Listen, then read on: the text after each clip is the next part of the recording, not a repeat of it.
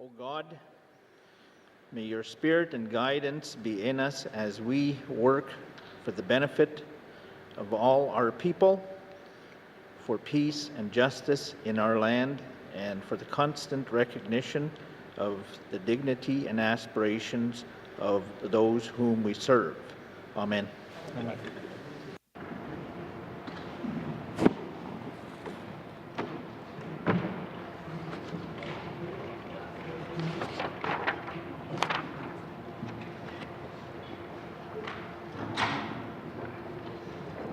Good afternoon, members. Minister's statement. Minister Gutland Gooddan, the Minister of Infrastructure. Mr. Speaker, the Government of the Northwest Territories is following through on its mandate commitment to strengthen connections with public and private sector partners and work to secure funding, advancing and planning construction of transportation projects and the investment in strategic transportation infrastructure across the Northwest Territories.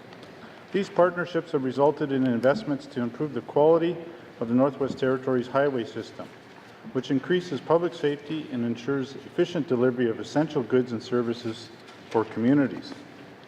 This summer, the Government of the Northwest Territories, through the Department of Infrastructure, will oversee the delivery of a total of $46.4 million in rehabilitation of transportation-related projects across the territory. Mr. Speaker, I would like to provide a brief summary of these ongoing improvements, starting with Highway Number 1, a section of which will undergo embankment rehabilitation and drainage improvements. In addition, 76 kilometers of this highway will be chip sealed, including the Fort Simpson and Kakisa access roads. Sections of Highway Number 3 will also receive rehabilitation, and 84 kilometers of that highway will be receiving chip seal resurfacing. Additionally, a number of culverts are being replaced in an effort to address drainage issues. The Deitcho Bridge embankment remediation work will also be completed by the fall. Highway Number 4, better known as the Ingham Trail, will see embankment reconstruction and culvert installation, as well as additional improvements to drainage and guardrail installations where appropriate over the summer. Fort Resolution Highway Number 6 will undergo similar embankment reconstruction and drainage improvements, in addition to chip seal resurfacing at various kilometers, which will result in a fully chip sealed surface for this highway by the fall of 2018.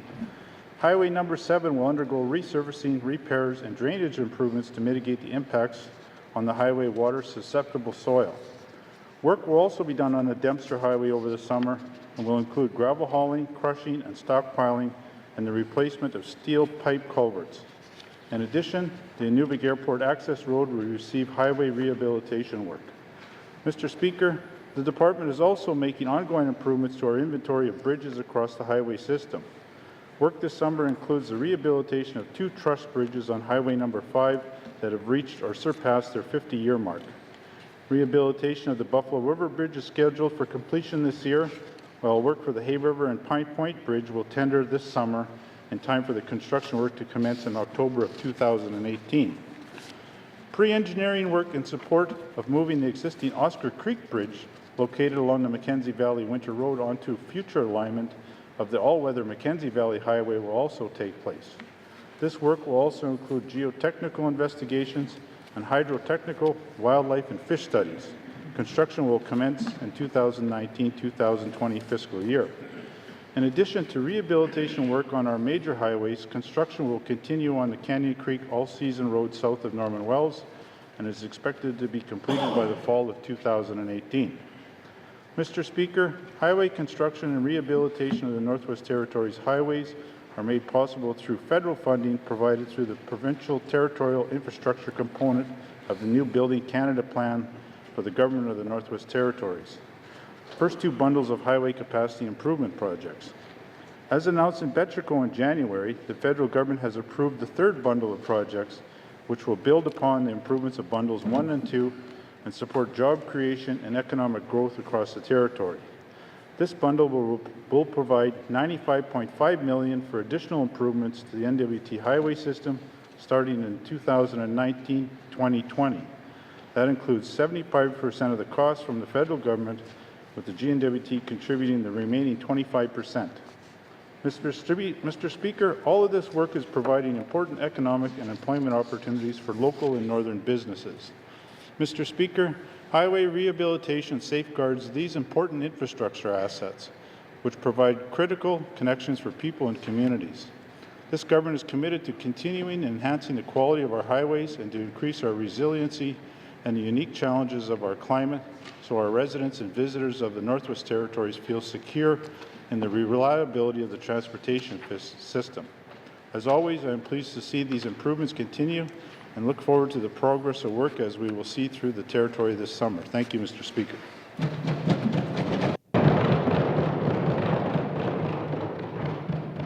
Massey.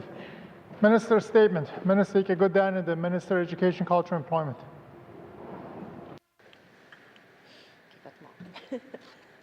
Mr. Speaker, a strong labour market is critical to the Northwest Territories' economic future. We know what jobs are in demand, and we are focused on preparing residents for those opportunities.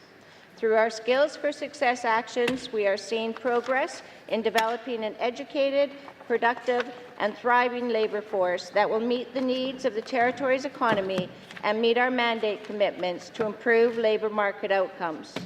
Mr. Speaker, a total of 25 former programs have been consolidated and streamlined into 10. Program names have been simplified to be more intuitive and easily understood, and program offerings have been categorized into supports for individuals, employers, organizations, and communities. Labour market programs have been redesigned to be more client-focused and reduce duplication. Program staff have streamlined programming, updated program guidelines, and updated intake forms for easier access by individuals, employers, and organizations. These redesigned programs will help employers to find and train the workers they need, and they will assist individuals in accessing the training, skill upgrading, and supports they need to secure employment and advance in the labour market. Mr. Speaker, communities understand their local labour market needs. They are key partners in bridging employment and training gaps for their residents. We want to work with communities and support them in finding innovative ways to enhance employment opportunities and outcomes. For this reason, the Small Community Employment Support Program has been redesigned to provide funding through contribution agreements between the Department of Education, Culture and Employment and specific local designated authorities. The program will now provide small communities and regional centres with the flexibility to establish their own priorities and work with employers to support local employment opportunities. I'll be tabling the Small Community Employment Strategy later today. Mr. Speaker, we are working hard to develop a labour force that will meet the needs of the Territory's economy now and in the future. For some occupations, this includes attracting qualified individuals to fill critical labour shortages. The Northwest Territories Nominee Program helps support employers to fill workforce gaps with skilled foreign nationals when there is no local or Canadian workers available. Mr. Speaker, this suite of programs has aligned its goals under the Skills for Success strategy. We are focused on matching training and education with the labour market in the Northwest Territories. We are ensuring small communities have the programs and supports they require to build the programs they need, and we are attracting people with critical skills to the Territory. Thank you, Mr. Speaker.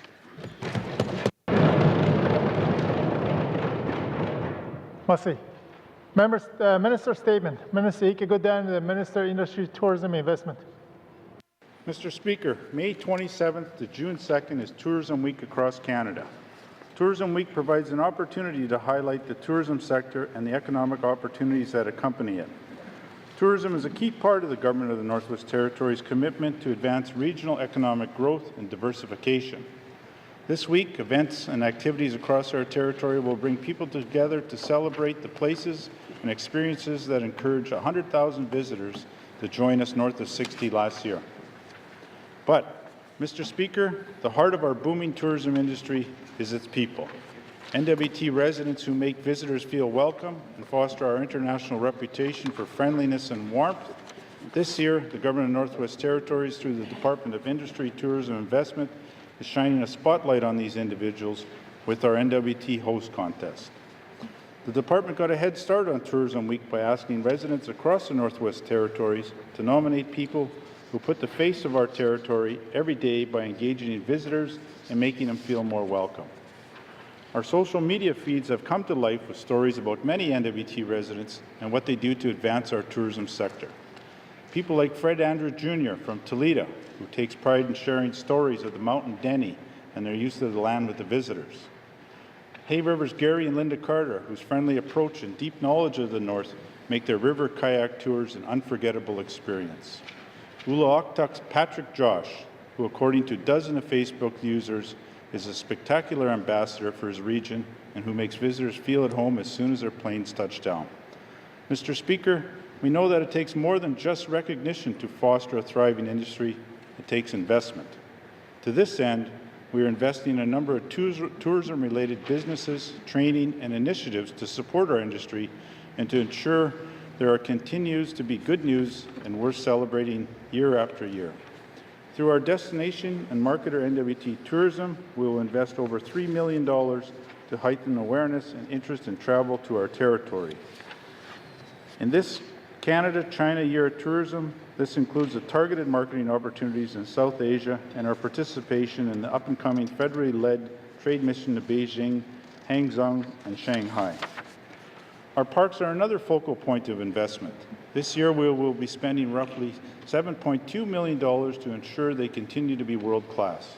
As we move into the camping season, visitors will already notice the highlights like the new loop at Prelude Lake and the new overnight rental structure at Blackstone. Later this year, we will begin the construction of lake access roads in the Gwich'in Territorial Park. Mr. Speaker, we are investing $1 million in projects designed to attract new visitors and build on tourism offering across all 5 regions, $200,000 through our Community Tourism Infrastructure Program to help build transformative tourism infrastructure in small communities, support of Indigenous tourism initiatives to help share our vibrant cultures with the world, and support the new opportunities across the Arctic coast as the road to Tuktoyaktuk and the growing cruise ship sector continues to bring visitors into the far reaches of our north. Mr. Speaker, the value of our tourism industry has grown from $94 million in 2010 to $201 million last year. In the same period, the number of visitors passing through our territory has skyrocketed by more than 40,000 annually. This suggests our investment and efforts to increase tourism is working. This is good news and demonstrates the possibilities as we move towards a broader, more diverse economy. I am pleased to see these results, and I look forward to more success in our territory's second largest industry. Thank you, Mr. Speaker.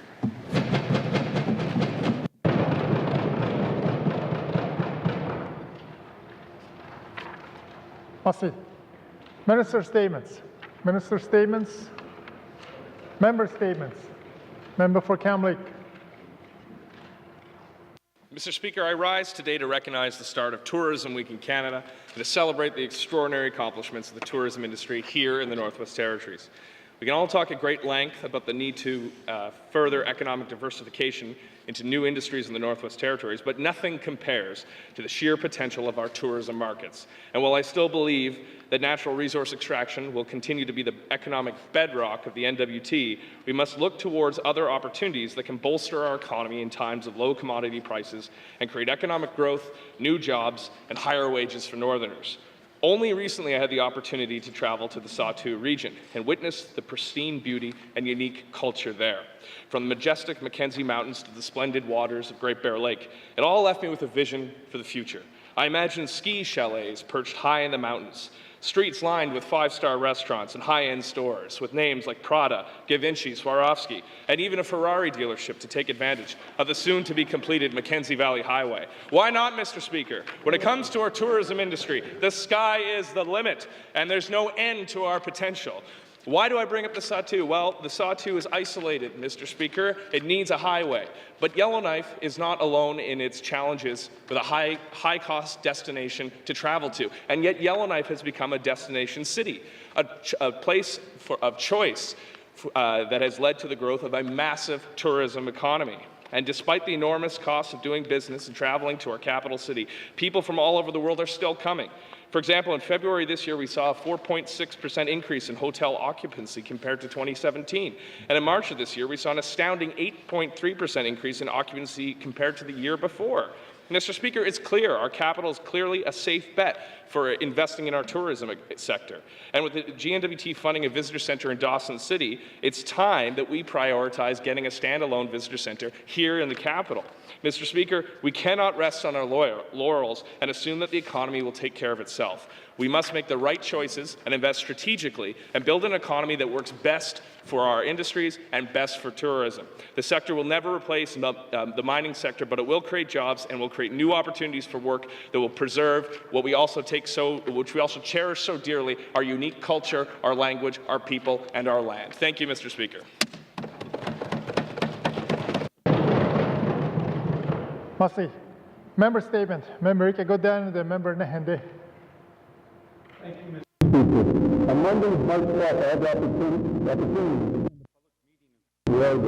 put on by the Department of Land. The topic was about land and taxes. I would have to say, overall, it was a very good meeting.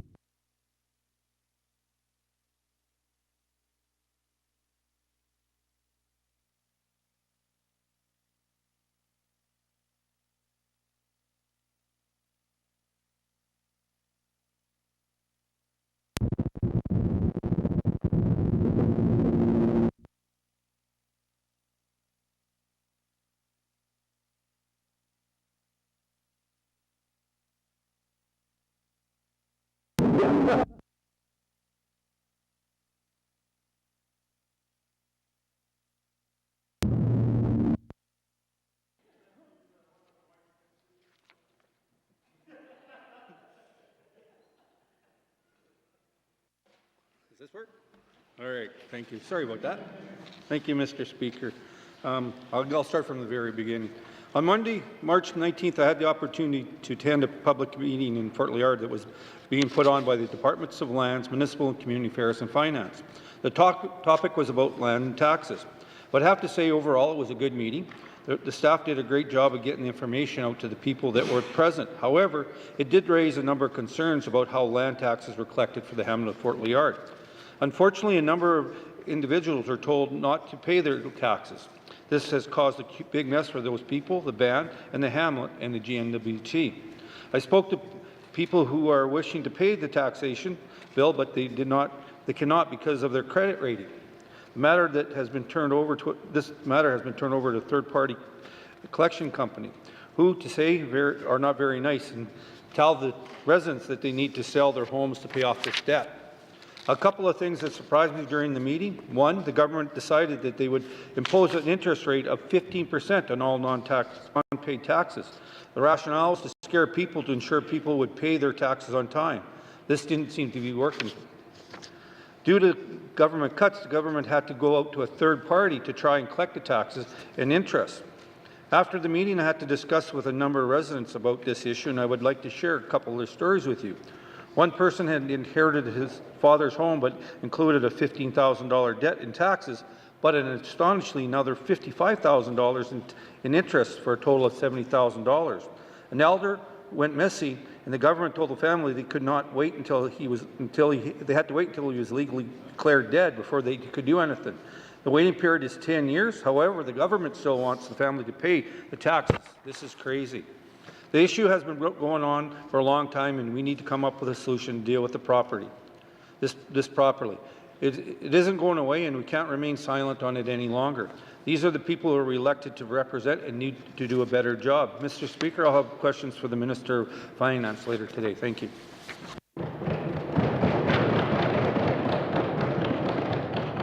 Merci. Member statement. Member Ika Godin, the member Yellowknife North. Thank you, Mr. Speaker. Mr. Speaker, when you get a chance, you like to get outdoors and be adventurous. Many of us in this House do. But, Mr. Speaker, a recent editorial in the Yellowknifer newspaper had a peculiar headline. "No room outdoors" was what it said. No room? That's a strange concept for NWT residents. With just a few of us scattered across this vast land, the idea of no room For people who want to get outside to fish, hike, camp, or just enjoy the outdoors, that's an odd concept given where we live. Mr. Speaker, the editorial was reflecting on the very high demand for service campsites in NWT parks. Every year, the first day of online bookings is busier than the year before. This year, we saw a 17% increase over 2017. That's a great increase, but it also points out a weak spot in our park system. Mr. Speaker, the number of reservations that were made and the reaction from people who couldn't make one make it clear. We need to expand our parks and provide more service campsites to meet the demand. That, or we need to start talking to partners who can. Mr. Speaker, we take pride in showing off our pristine surroundings. Tourism is one of the bright spots of economic growth and diversity that we highlight in our mandate. We invite residents and visitors to experience the spectacular NWT. Heck, we even advertised as much on TV during the Olympics this past year. Imagine if you're someone from Ontario or BC or maybe even California, you saw that ad on TV during the Olympics and now you're thinking about visiting the NWT. And you go online, click on nwtparks.ca and follow the links and there are no campsites to be had. Well, you'd probably spend your vacation and your money somewhere you can be sure to find a campsite at. For the NWT, that's a lost opportunity for exposure, lost income for parks, and most definitely a loss for the economy. Mr. Speaker, over 35,000 campers enjoyed NWT parks last year. We want that number to grow. We want to invite people to learn about and enjoy our spectacular homeland. But, Mr. Speaker, first, we need to be able to offer them a place to pitch their tents and park their campers. At the appropriate time, I will have questions for the Minister of ITI. Thank you, Mr. Speaker. Massey.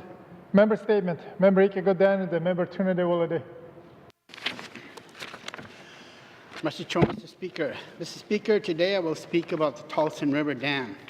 Mr. Speaker, in the mid-1960s, the Tolson River Dam was built to provide clean, renewable energy to a Pine Point mine, a mine that operated for 25 years. Mr. Speaker, there are many people in my riding who are closely linked to the Tolson River, as this river was a lifeline for many people who lived along the river, which was mainly in the community of Rush River, which had a population of about 150. Mr. Speaker, many of the people from Rush River believed that when their school burnt down in 1960, it was not rebuilt because of the government's desire to move people out of Rush River and into a nearby communities such as Fort Resolution, Hutzalke, and Yellowknife. I, Mr. Speaker, were one of those children's parents who decided to relocate to Fort Resolution. I was 4 years old. Once the people began to move, the resistance posed by the chief of Rush River had diminished, Mr. Speaker. There was no consultation or environmental impact assessment. There was no regard for the social well-being of the people that depended on the Tolson River to sustain their families and livelihoods.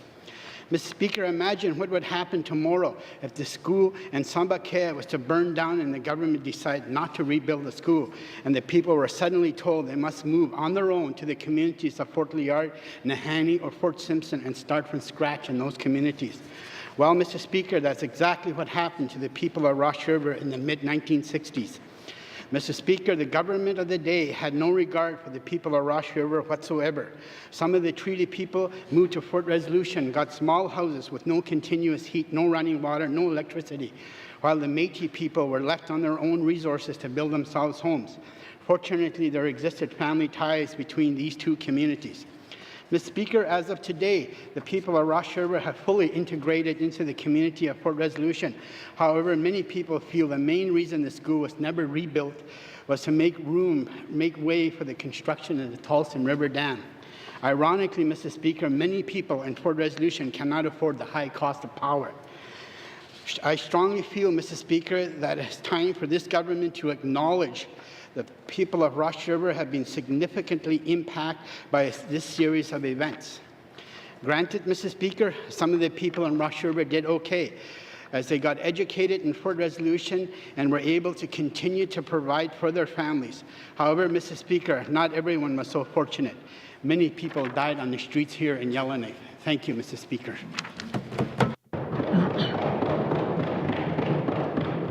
Massey. Member statement. Member Ike Godani, the member Frame Lake. Merci, Monsieur le Président. The Standing Committee on Economic Development and Environment met in Norman Wells May 8th to the 10th, my first visit in about 25 years. We met with the Sawtoo Secretariat Incorporated and the Norman Wells Land Corporation. I learned a lot about the implementation of the Sawtoo Agreement. We met with the Norman Wells Chamber of Commerce. While there's strong interest in the Mackenzie Valley Highway, people are also interested in economic diversification, particularly tourism, and what the Doito Territorial Park and Canol Heritage Trail can bring to the region. We met with Imperial Oil representatives, including some officials, via video conference from Calgary. They said the company intends to continue production once the pipeline is fixed later this year. There are also some tremendous opportunities with remediation of the Imperial Oil facilities. The NWT has the potential to build a remediation economy if this is done right, with coordinated community oversight and capacity building. We also had a visit of the new Sawtoo-Gotine Regional Health and Social Services Centre that includes a long-term care component. It's a fabulous facility that will employ 70 people when it is fully operational, more than the Imperial Oil operations at Norman Wells. We also had a tour of the new Canyon Creek Road, the Norman Wells, at the beginning of the Mackenzie Valley Highway from Norman Wells. This project has been spaced out over 2 years to allow for the region to take better advantage of the employment, training, and contracting opportunities. This is the kind of road development I can support. The Standing Committee also conducted some strategic planning given the pre-glacial pace of bills from our Cabinet colleagues. Our committee has had only 2 bills to deal with in over 2 years. We need to set our own priorities to accomplish something for the residents of the Northwest Territories. The committee will be addressing procurement practices, considering ways for developing a knowledge economy, exploring options for improving the NWT's resource revenues, and more. Thank you for everyone for sharing their issues and concerns with us. In particular, I would like to thank the Sawtoo MLA for help with many of the arrangements and connections we made. Merci, Mr. Speaker.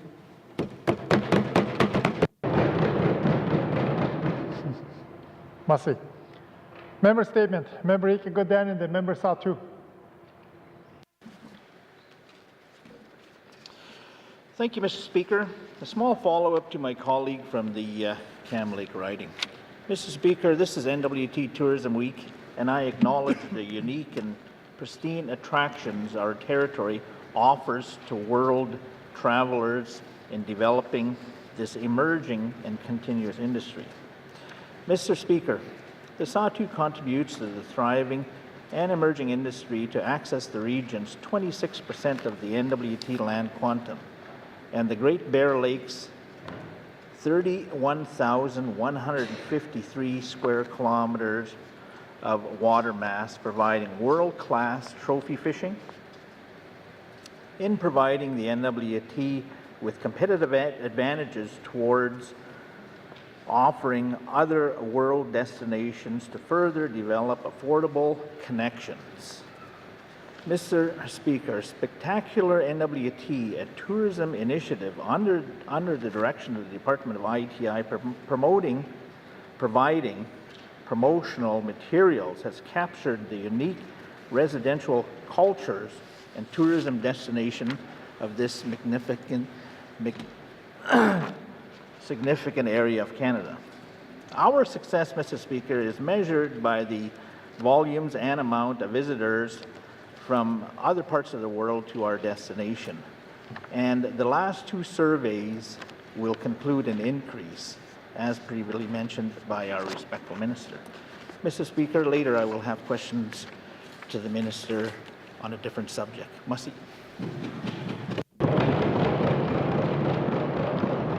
Merci. Member statement. Member Ika Godan and the Member Yellowknife Centre. Merci, Mr. Speaker. Mr. Speaker, the Tuck Road. Come the thaw, we've all heard the sad stories of the road closure. Major stretches of the road have dissolved into a slushy mess. And a Nuvik Drum headline offers the optimistic forecast, quote, highway to remain open in the summer. And the best flattery from an engineer responsible for the project is that it won't, quote, go to snot. Air service to the community was reestablished last week as motorists took flight from a highway they can't depend on, despite it being an all-weather road, to get them there or get them home. The RV Grapevine will be sending out red alerts, not just on the road closure, but on the conditions. So much for the tourism government is promoting this week. Once again, the government is snatching defeat from the jaws of victory with poor messaging. The minister recently provided us with an update indicating that depending on the weather, the road will reopen tomorrow after a 17-day closure. The minister says some sections haven't been completed, are susceptible to saturation, and require final gravel overlay and grading. He refers to these actions not as construction but repairs. We know the government cut back on the originally designed depth of topping put on the road in order to keep the road on the predicted budget. It looks like we're going to back to Plan A depth of topping, begging the question of when construction under the projected budget ends and when the long bleed of mega maintenance begins. The problem is the government's own making. They announced the road was complete and set those associated expectations when clearly the road is not complete. I'm not looking to embarrass the government, but I've continually said the roads as an economic engine policy is wrong, especially when it leaves many of our residents living in squalid housing for want of money spent on roads. The $300 million bulge of roads spending has passed, and I see no economic bonanza commensurate to the expense. And in fact, new tourism-related businesses that the government has invested in may now be floundering because of the condition the road is in. The road to Tuck could join the Dutchow Bridge as a quagmire of failed fiscal management just at the time we turn our budgets toward the Cleachow Road. If the government is stuck on this course, they have to get the projects right. Merci, Mr. Speaker.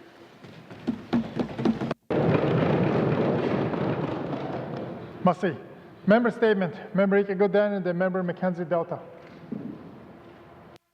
Mr. Speaker, in the fall session last year, I raised concerns about the state of the health centre in Sigachik. The health centre was built in the mid-1980s and is in dire need of repairs, or better yet, replacement. Last year, I stated that in 2 years, the health centre had its pilings adjusted twice. When I asked the Minister of Health and Social Services if Sigachik was getting a new health centre, the Minister stated that Sigachik was in the 20-year capital plan, but that it was a ways out yet. Mr. Speaker, in April, the Department of Infrastructure put out a contract in the community to level the building again. However, this time, the health centre sustained substantial damage. This has resulted in the staff being forced to relocate to the Aurora College building because no one was allowed back in the health centre. Supplies were also moved to the Aurora College. Staff in Fort McPherson and Inuvik were a great support to Sigachik to ensure that the community had all the medical supplies it needed for the spring. Summer is fast approaching, and luckily there are no classes scheduled, but clearly it is not ideal to provide health services out of Aurora College, although the new building would be great. Mr. Speaker, it is concerning for my constituents to get the essential health care they need out of an old building that is in such bad shape that it is now off limits. The community needs a safe and functional health centre, and I'll have questions for the Minister of Health and Social Services on this topic later today. Thank you.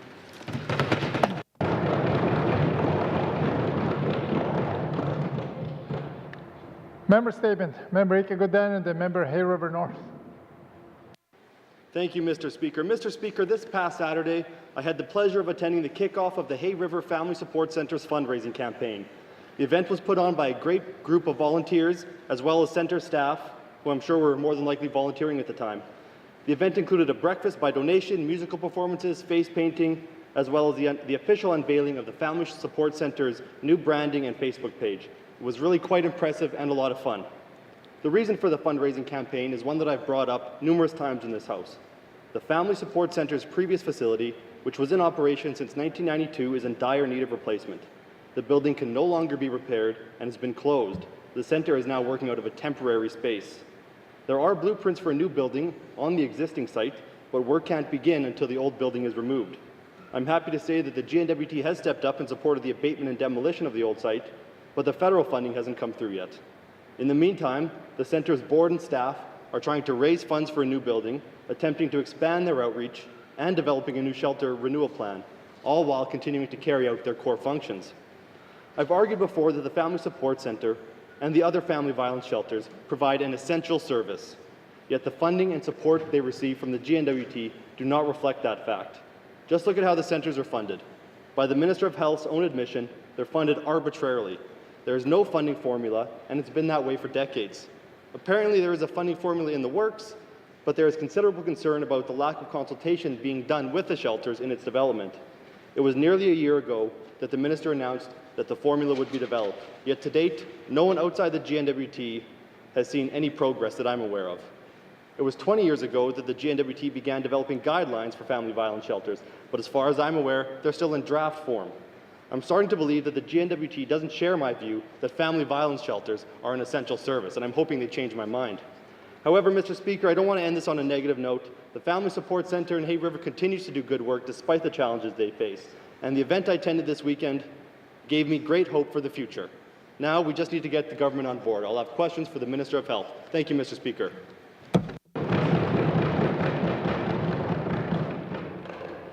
Massey. Member statements. Member statements. Returns to oral questions. Returns to oral questions.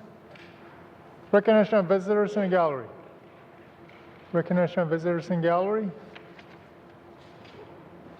Member for Yellowknife North. Thank you, Mr. Speaker. Today I would like to recognize Yellowknife North resident Ruth Bowen. Welcome. Thank you for being here.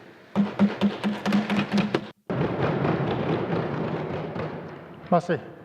Recognition of visitors in gallery. Member for Grace Leaf.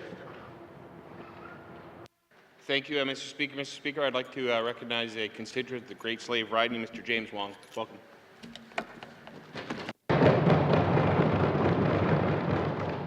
Recognition of visitors in gallery. Recognition of visitors in gallery. If we miss anyone in gallery, thanks for being part of our audience. Always great to have an audience as part of proceedings. Massey. Acknowledgements. Member for Nahende. Thank you, Mr. Speaker. In celebration of National Volunteer Week, Her Excellency the Right Honourable Juliette Payette, Governor-General of Canada, presented the Servant Medal for Volunteers to Valerie Gendron of Fort Simpson on Tuesday, April 17, 2018 at Rio Hall. The Medal for Volunteers recognizes exceptional volunteer achievement of Canadians from across Canada. Valerie Gendron has been a speed skating coach, minor hockey coach, and a soccer coach, and a mentor for local athletic clubs for more than 17 years. Val has always been an outgoing and engaging member in our community, and we applaud her dedication to youth. Thank you, Val, for everything you've done. Thank you, Mr. Speaker.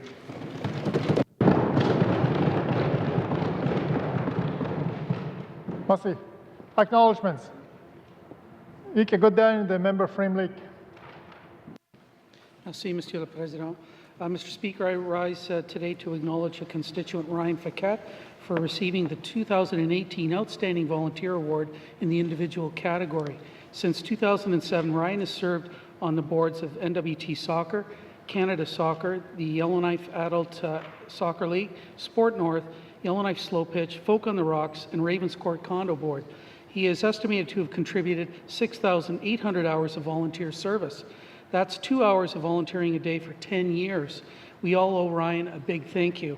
Please join me in saluting this incredible contributor to the quality of life in our community. Merci, Mr. Speaker. Massey.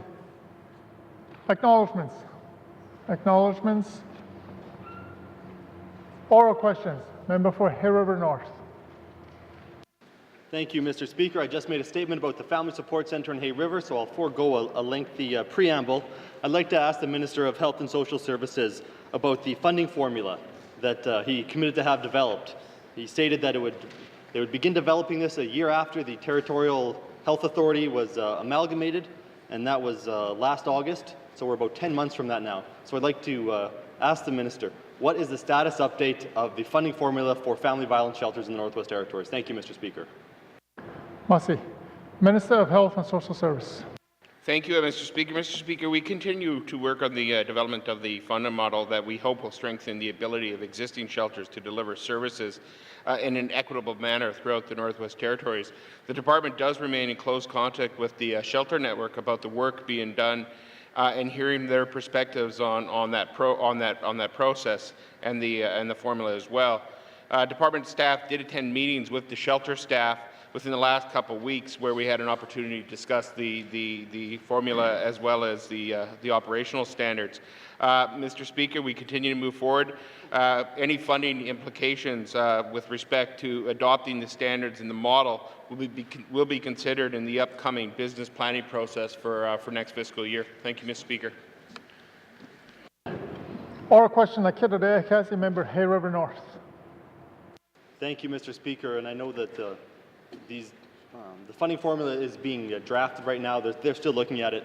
But if you look at the department, the way the department is organized, I believe there's a family violence prevention position in there. The program there's funding through is the Family Violence Prevention Program. And so shelters are tertiary care. They're not really prevention. And so will this new funding formula, will there be a focus on community outreach and education as well as just a place for people to go to flee violence? Will there actually be a focus on prevention as well? Thank you, Mr. Speaker. Minister of Health and Social Service.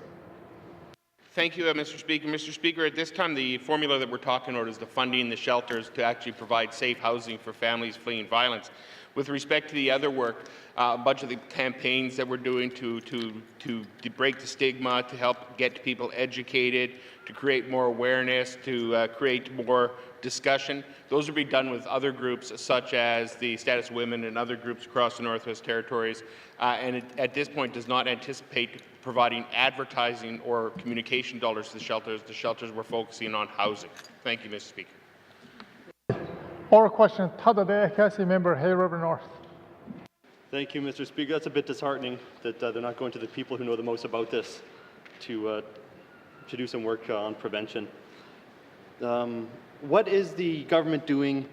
How are they working with the Hay River Family Support Centre to acquire a new building? I know that there's federal money out there, but it's not always easily accessible. There's a million different applications you can fill out. I know there's a million different pots of money. There's all these things going on, and it's difficult for one organization to navigate this world. So how is the GNWT assisting the Family Support Centre in getting their new building? Thank you, Mr. Speaker. Minister of Health and Social Service. Thank you, Mr. Speaker. Mr. Speaker, just to provide some clarity to the last response, of course we're working with the shelters because they usually have a significant impact on supporting families that are dealing with or fleeing violence, and they certainly got a lot of information to help us get good information out there into the hands. But when it comes to some of the individual programs we're running to create that awareness, currently we're investing $477,000 as territories for campaigns like What Will It Take and other means to get the information out there. We do work with the shelters closely because they are a great source of information. With respect to the shelter in Hay River, the Minister of Finance during the budget session indicated that should the shelter obtain or get to a position where they can acquire some money from the federal government, we're prepared to come to the table to support that process. And if it requires money, the Minister of Finance did say we would find it. But as far as leading that process, we're not doing that. Thank you, Mr. Speaker. Massey. Oral question, Nodere Cassie member, Hay River North. Thank you, Mr. Speaker. I mentioned that there's been guidelines drafted up for the family violence shelters, and I think they're in their third decade of draft form. So is the government committed to finally finalizing these draft guidelines and taking this issue seriously? Thank you, Mr. Speaker. Minister of Health and Social Service. Thank you, Mr. Speaker. Mr. Speaker, the draft operational standards have been developed and are being reviewed to ensure they represent the safest and most sustainable approach to the delivery of family violence shelters. Our goal is to formally adopt those service standards over the coming year. And as I indicated previously, these standards will help us formulate a formula for funding because it has to be based on something. So it should be based on the standards that we work together with our shelters with to develop. Thank you, Mr. Speaker. Massey. Oral question, Ikere Canyon, the member Nehende.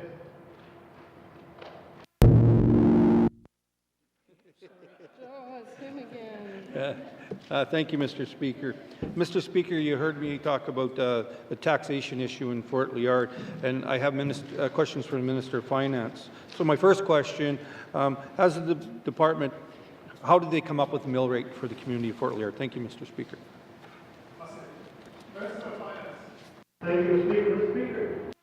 Thank you, Mr. Speaker. Mr. Speaker, the hamlet of Fort Liard mill rate is the general mill rate, which was first established in 1988 and over time has increased as decided by the Minister of Finance. As part of the New Deal in 2005, general taxation area communities were able to request increases to their general mill rate to raise additional revenues to pay for community services. Beginning in 2010-11 fiscal year, the general mill rate has been escalated by the inflation rate. Thank you, Mr. Speaker. Merci. Order question la Kirade, Cassie, member Nahende. Thank you, Mr. Speaker, and I thank the Minister for his answer. Can the Minister please explain to us what is the percentage the GNWT keeps from collecting the taxation for the community? Thank you, Mr. Speaker. Minister of Finance. Thank you, Mr. Speaker. Mr. Speaker, the property tax invoices are broken down into three sections. You got the general tax, school tax, and any interest. The school tax is approximately 48% of the property tax invoice for the current year, and all the interest charged is revenue for the GNWT to fund schools and other government programs. The general tax portion is approximately 52% of the property tax invoice for the current year, and is currently granted back to the community through the MACA Property Tax Revenue Grant Program under the New Deal. Once an invoice for the years of 2004 to present has been paid off. Thank you, Mr. Speaker. Oral question, Tadade, Cassie, member Nahende. Thank you, Mr. Speaker, and I thank the Minister for that answer. In my member statement, you heard me say that, the interest rate is coming out at 15%, and it seems to be very high. Was the community consulted or engaged in coming up with this rate? Thank you, Mr. Speaker. Minister of Finance. Thank you, Mr. Speaker. I'm not sure what type of consultation they had in 1988 as far as the mill rate go. A member mentioned the interest rate at 15%. And I believe he mentioned in his member statement that there was one outstanding tax of, I think it was $50,000 plus interest, or I'm not sure if that included interest, but plus interest would have come out to about $100,000. While we don't see anybody get that far in debt to the government of Northwest Territories, that's why we encourage people to try and pay their property taxes. If you look territorial-wide, we have about $9.7 million in outstanding taxes that should be coming to the government of Northwest Territories, so we can in turn reinvest that money into providing services. And that's why we continue to encourage people to enter into repayment plans or try and making sure that their taxes are up to date. Because $50,000 taxes, that would be like not paying your taxes for about 20, 25 years. Thank you, Mr. Speaker. Merci. Oral question. Nundere Cassie, member Nahende. Thank you, Mr. Speaker, and I thank the Minister for that information. It was a $15,000 taxation, but you add $55,000 to it, all becomes a $70,000 tax bill. And some of these people are inheriting these from their parents or families that's passing away. So I guess the big concern is that my understanding is the government of Northwest Territories was the collection agency for these municipalities that are not tax-based. But all of a sudden, so they're collecting it, and 42% of it's going to, or 48% of it's going to school, and 52% to the hamlets, which is great, or the municipality. So my question, though, is, it's my understanding with this 15% interest rate happening of non-payment is actually going to the GNWT and not to the municipality. So can the Minister explain to me why that 15% interest rate is going to the government of Northwest Territories? Thank you, Mr. Speaker. Merci. Minister of Finance. Thank you, Mr. Speaker. Mr. Speaker, the member is correct. All interest charges that are collected remain with the GNWT, and we keep the money because we bear the cost of collection. So that is why we keep the money. Again, I have to make the point that we don't want to see people getting that far into tax arrears. And a few years ago, I think there was a initiative to try and have the communities themselves set their own mill rates, collect their own taxes and use it. But most communities, other than the tax-based communities which already do it, didn't want that option, because then they in turn would have to deal with the non-payment of taxes and the interests that are collected. So we would like to enter into repayment plans with anyone that wants to come forward and have a discussion on the repayment of their plan. As far as the interest rate go, I mean, that money still stays with the government, and it may have to be a broader discussion. One of the things I'm concerned about is if we do it in one community, start forgiving the interest, then we have to do it territorial wide, and we send the message that if you don't pay your taxes, don't worry about the interest, we're going to write them off. Thank you, Mr. Speaker. Merci. Oral question, Hikere Academy, the member Yellowknife North. Thank you, Mr. Speaker. Mr. Speaker, earlier today, the Minister mentioned in his statement that it is Tourism Week. My questions today are for the Minister of ITI. As we know that tourism is having a big impact here in the North all year round now, and NWT Parks experienced 35,000 visitors in the last year, and campgrounds seem to be booked year over year. So I would like to ask the Minister, can the Minister please give us an update on what the GNWT's investments are expected this year, maybe even next year, for the purpose of expanding campgrounds or maybe even building brand new campgrounds? Thank you, Mr. Speaker. Minister of Industry, Tourism and Investment. Thank you, Mr. Speaker. As I did in my member statement, I said that ITI is going to be spending $7 million on parks infrastructure in this coming year, which is a significant investment across the park system. One of the things that we need to make quite clear, we're almost a victim of our own success here around tourism, because the growth has been so substantial and the pressures put on the system has been enormous. And I commend the department for all the hard work they're doing. But as we've said, we're spending $7 million on the park system this year, which includes a lot of money in all the regions. We have 6 regions that we have to look after. Even though Yellowknife probably has the most pressure right now with the amount of people that are using the parks in the NWT, especially on a daily basis. But like I've said in my member statement, we're spending $1 million on project designed to attract new visitors across the Northwest Territories in this coming fiscal year. We're spending $200,000 around community tourism infrastructure programs to help build transformative tourism infrastructure in small communities. So with the limited amount of funds that we do have, I think the department's doing a great job. And as I've said, I think we are a victim of our own success. Thank you, Mr. Speaker. Oral question, Nakirare, Cassie, member Yellowknife North.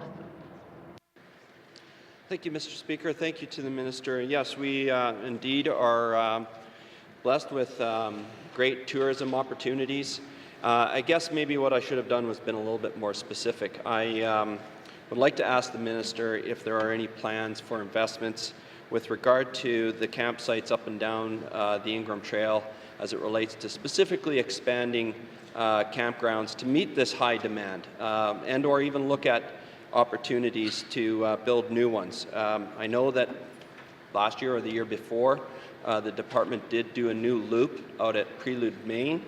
But are there plans in the capital plan for the next 5 years, 10 years to help meet this demand by building more campsites on Ingram Trail? Thank you, Mr. Speaker.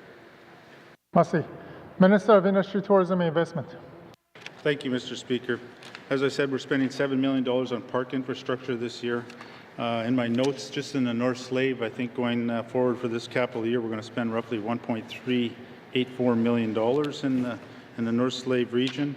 There's going to be money spent at Fred Henney Park, Prosperous Boat Launch, Power Point Territorial Park, Fred Henney Kitchen Shelter, Prelude Territorial Park Boat Launch, North Territorial Park Arm in the Muffway area, and Prelude Territorial Park Loop D needs to be finished up as well. So there's significant money that's going to be spent in the North Slave region, and we will continue to, as we go forward in the next capital budget cycle, to look at our needs assessment as we look at all the parks across the whole system and what investments we need, and with the help of this House, where we're going to target those investments. Thank you, Mr. Speaker.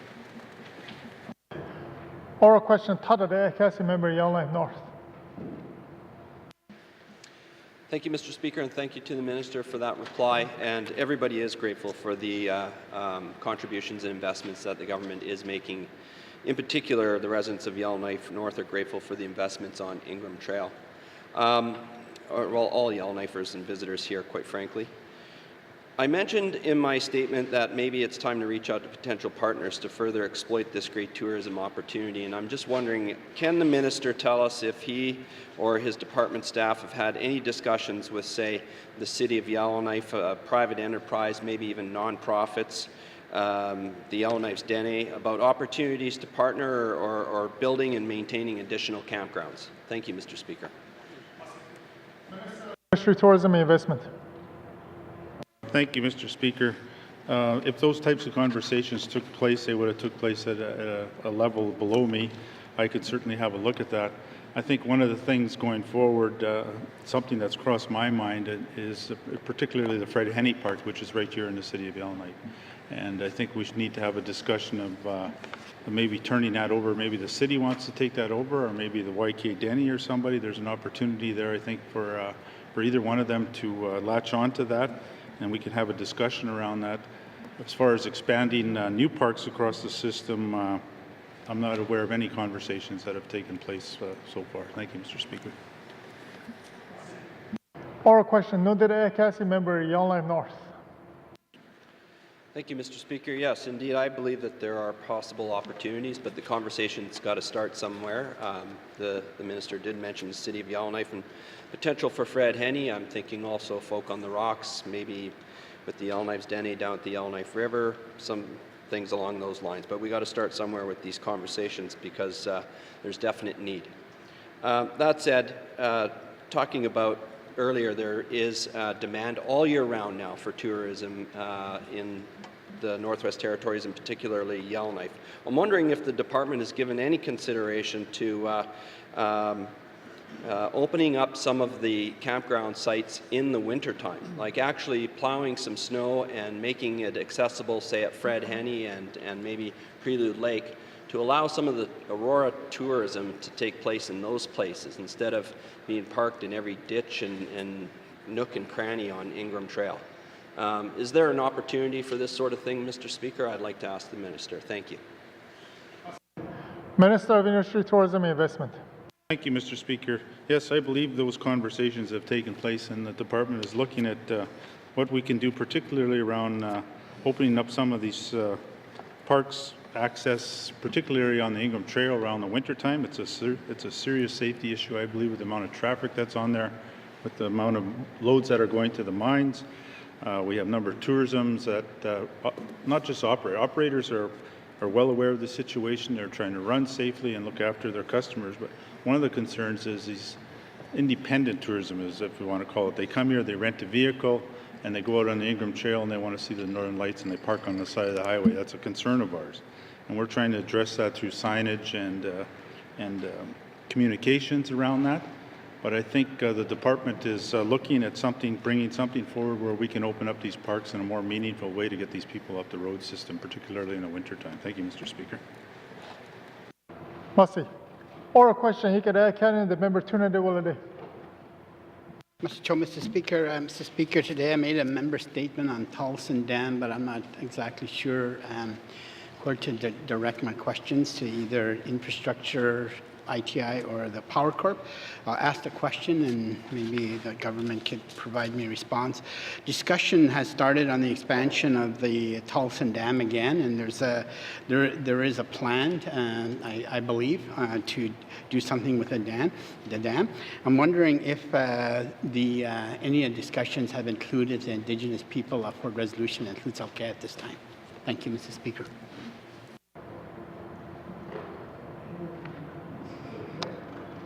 Who would like to take on the question? Honourable Premier. Mr. Speaker, I'd like to redirect the question to the Minister of Infrastructure. Thank you, Mr. Speaker. Minister of Infrastructure. Thank you, Mr. Speaker. As I've stated before in this House, the Tolson project was one of our pan-Canadian asks around climate change and strategic framework. This is an important project, we believe, but it's also in the very early stages. And I think once we get a little more information from the federal government, if they're supportive of this project going forward, at that time we will sit down with Indigenous governments and figure out their involvement going forward. Thank you, Mr. Speaker. Merci. Oral question, Council Member Tuna de Willade. Thank you, Mr. Speaker. Mr. Speaker, I'd like to ask the Minister if he is prepared with his staff or the appropriate staff, even if he doesn't attend himself, to meet into resolution and into Salkett to advise the people what the plan is. Like, whether the government, the federal government has approved it or not, there is some movement. And it would be nice if the people were there from the beginning, not like what happened the last time. I'd like to ask the Minister if he's prepared to send staff into those communities to talk about Tolleson Dam expansion. Thank you. Minister of Infrastructure. Thank you, Mr. Speaker. As I've stated, this is a very important project to the government of the Northwest Territories and residents going forward. And I believe, based on what the members just asked me, I would be prepared to send our staff in there and have an early conversation with, not just with the Fort Resolution community, but with both Indigenous governments that represent everyone in the community. Thank you, Mr. Speaker.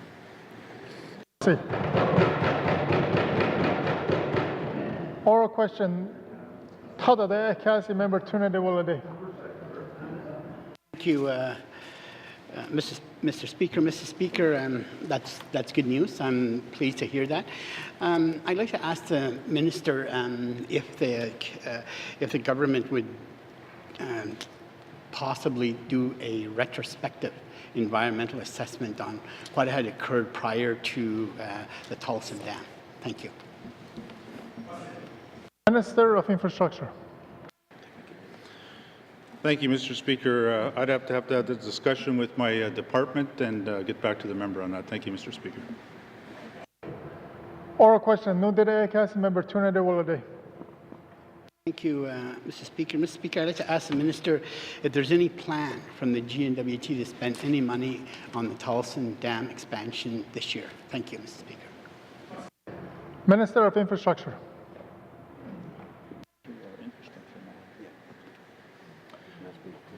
Thank you, Mr. Speaker. I could get those details for the member, but I believe through our infrastructure bilaterals that we signed with Minister Sohi, one of the line items there is to have a look at some of the pre-construction work that would need to be completed for the Tolleson project. So there is certainly some money there that we're looking at spending on pre-development work. Thank you, Mr. Speaker. Merci. Oral question, Canada Member Kamlik.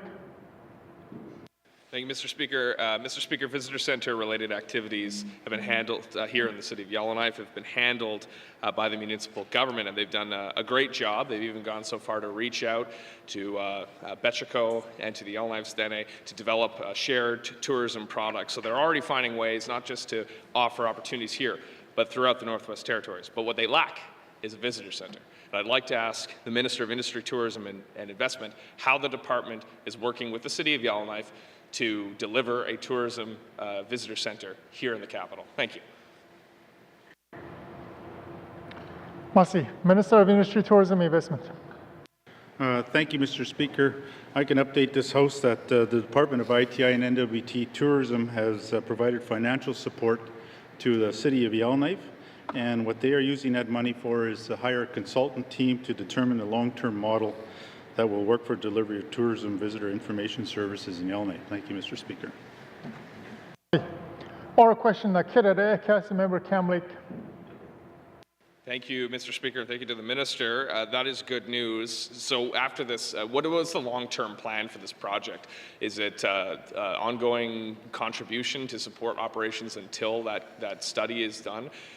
Or is this the extent of the support this government's providing for tourism services in Yellowknife? Thank you. Minister of Industry, Tourism and Investment.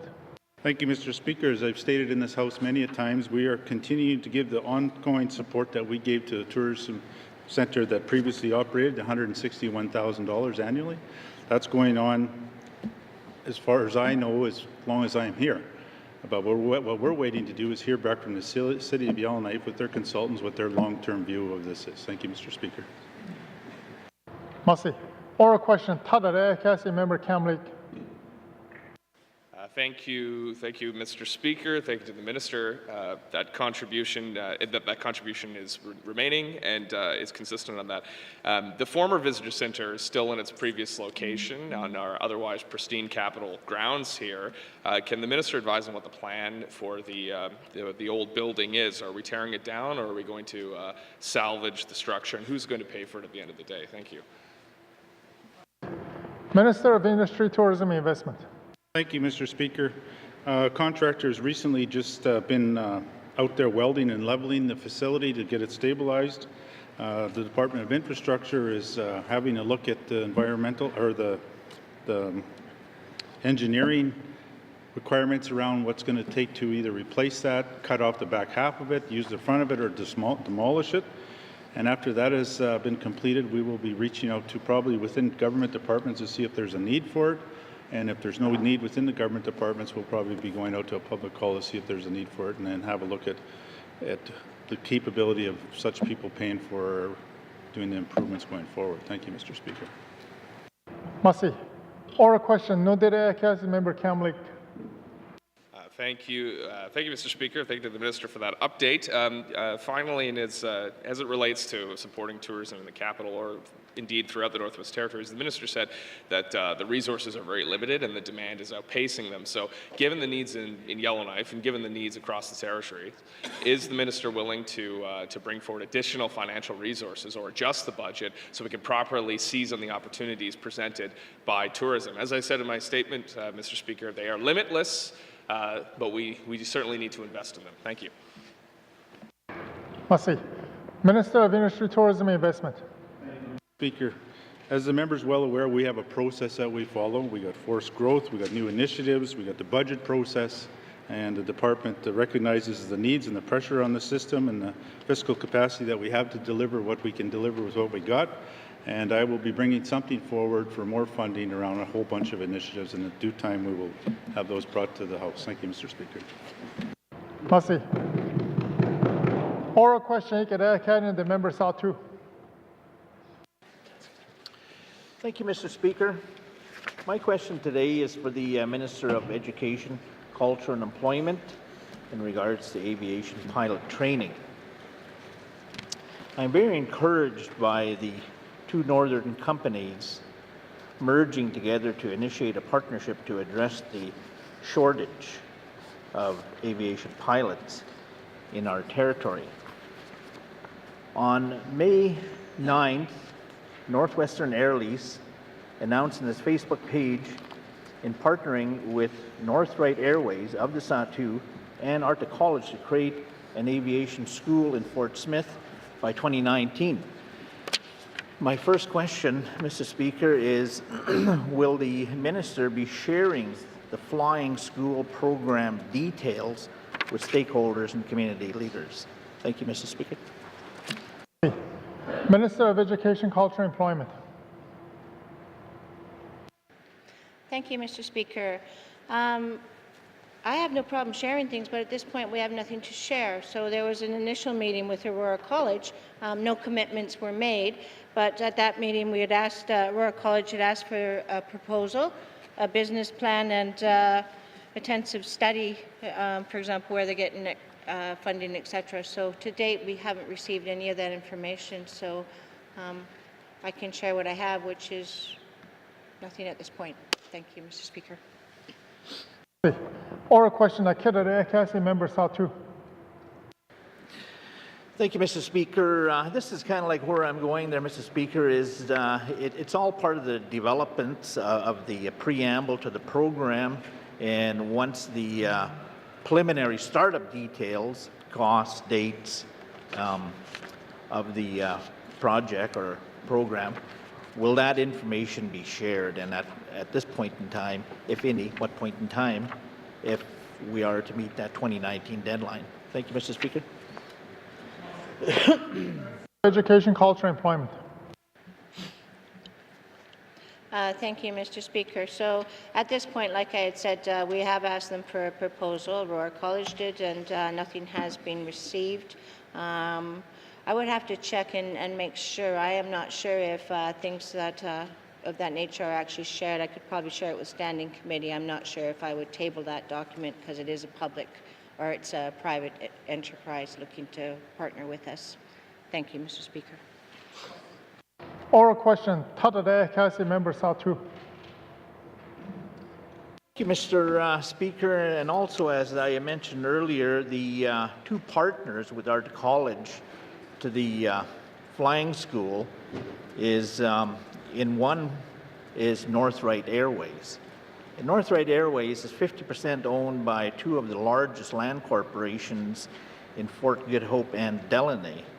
So where I'm going with this next question is to see if part of the program would be to transfer the schooling in one of the Satu airports, particularly Norman Wells. If that could be viewed as part of some of the discussions, can the minister commit to having, say, a revolving school to include Norman Wells training at the airport site there? Thank you, Mr. Speaker. Minister of Education, Culture and Employment. Thank you, Mr. Speaker. So I am conscious that when the Aurora College was reviewed, that a lot of people have been saying for many years that Aurora College tries to do too much. So I think we have to step back and kind of look at what we're doing now. I'm interested in seeing a proposal.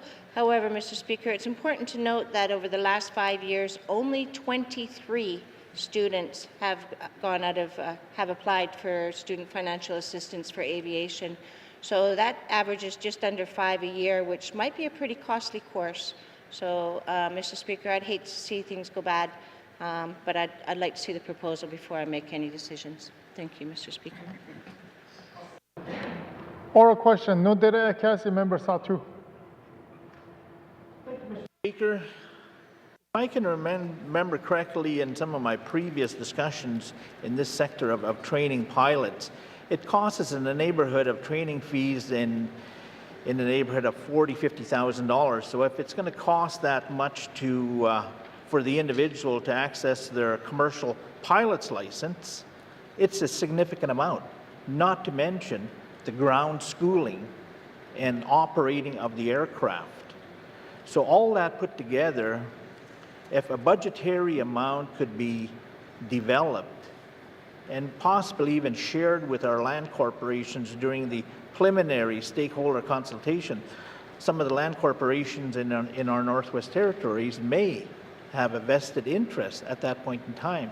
So I just share that with the minister to include that in some of the preliminary planning of the flying school. Thank you, Mr. Speaker. That's a long general comment. I'll take it as a comment. Oral question, the member Yellowknife Centre. Mr. Speaker, I have some precise status questions for the Infrastructure Minister. The Minister told us the road was complete at the grand opening in November, but we also know the depth of the road embankment fill was reduced to cut costs and bring the project in on budget. Can the Minister then tell us why he announced the project was complete when clearly it wasn't? Thank you. Minister of Infrastructure.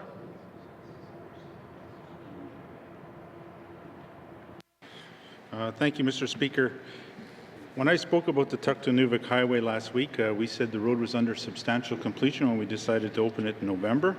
I don't have the exact percentage, but I believe it was probably roughly 95 to 96% complete. And based on that and having a look at the situation, as I've stated in this House, about opening the ice road, we took advantage of the situation for the winter months to open this highway, which we had 60 to 70 visitors per day, as I've said in this House, with no issues. And the community of Tuktoyaktuk had an extra 45 days based on us opening that road. Thank you, Mr. Speaker. Oral question, Nakitade, Cassie, member Yellowknife Centre. Mr. Speaker. Mr. Speaker, the government news release said that this was an all-weather road that was complete and would link Canada from coast to coast to coast. There was no hedging around of it would be open some of the time or that it was mostly complete. I'd like the minister to tell us what he thinks the impact of the current status of the road is having on tourist interest, the community grand opening plan for July, and the new businesses that were created to promote tourism. Thank you. Minister of Infrastructure. Thank you, Mr. Speaker. I don't believe it's going to have an impact on tourism whatsoever, as the ferry situation isn't even open yet, so it has not impacted the access to that road right now from the southern Canada. The impact with the road closure right now is between the residents in Inuvik to Tuktoyaktuk, and they've been very receptive and understanding of the situation that we need to complete this road, and the contractors are out there diligently doing their work along with our engineering people, and we look forward to the road opening to the general public as soon as it's safe to do so. Thank you, Mr. Speaker. Oral question, Tadare, Cassie member, Yellowknife Centre. Mr. Speaker. Mr. Speaker, my concern is that the inadequacy of the construction will now be labeled maintenance or repair. Will the minister tell us the amount of projected maintenance costs in this first season and commit to reporting on the actual costs that frees up? Thank you. Structure. Thank you, Mr. Speaker. I can see if we can pull those numbers together. As all members know, we're updating all members of this House tomorrow after the rise of the House, and I will see if I can pull together the numbers around those questions at the time. Thank you, Mr. Speaker. Massey. Oral question, Nodere, Cassie member, Yellowknife Centre. Mr. Speaker, I appreciate the minister's commitment to do that. As I said in my statement, our record of bringing these big construction projects in on time and on budget hasn't been great. Deto Bridge, fiber optic line, and now the Tuck Road. So my more general question is, what evaluation of the project planning, budgeting, execution, and performance is taking place on the Inuvik to Tuck Highway, and how are we carrying those lessons forward to the other road projects now under consideration? Merci. Minister of Infrastructure. Thank you, Mr. Speaker. As any other of these large projects or take place in the Northwest Territories, be it our own projects or P3 projects, there's always something to be learned. There's something to be learned on every day-to-day life, and these projects are no different. The one thing I suspect going forward on this around, to make things quite clear, I suspect because this was a federally funded project by a significant amount, there's going to be some type of federal audit around this project, and we will gladly participate in that, and we will gladly share that with members of the House if it's done. Thank you, Mr. Speaker. Oral question, Kadaya County, the member Mackenzie Delta. Thank you, Mr. Speaker. Mr. Speaker, follow up to my member's statement. I have a few questions for the Minister of Health and Social Services.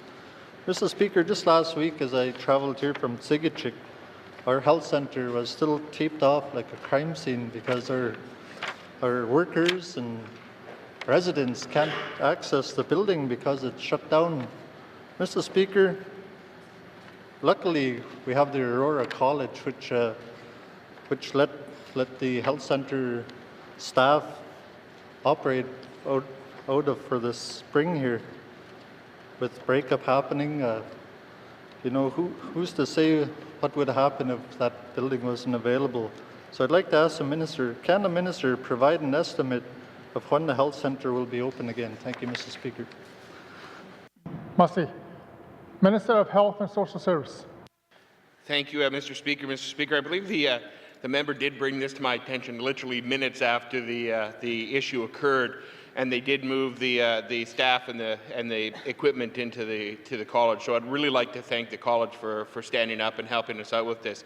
I did get an update from the Department of Infrastructure. They did have an engineer go in this month to do an assessment, and they've indicated that the building is structurally sound and that it is being leveled right now, but that it's structurally sound and the life is going to continue. So we're hoping to be in there shortly. I was under the impression that they were going to be starting to move in this month, and hopefully everything will be all right. Thank you, Mr. Speaker.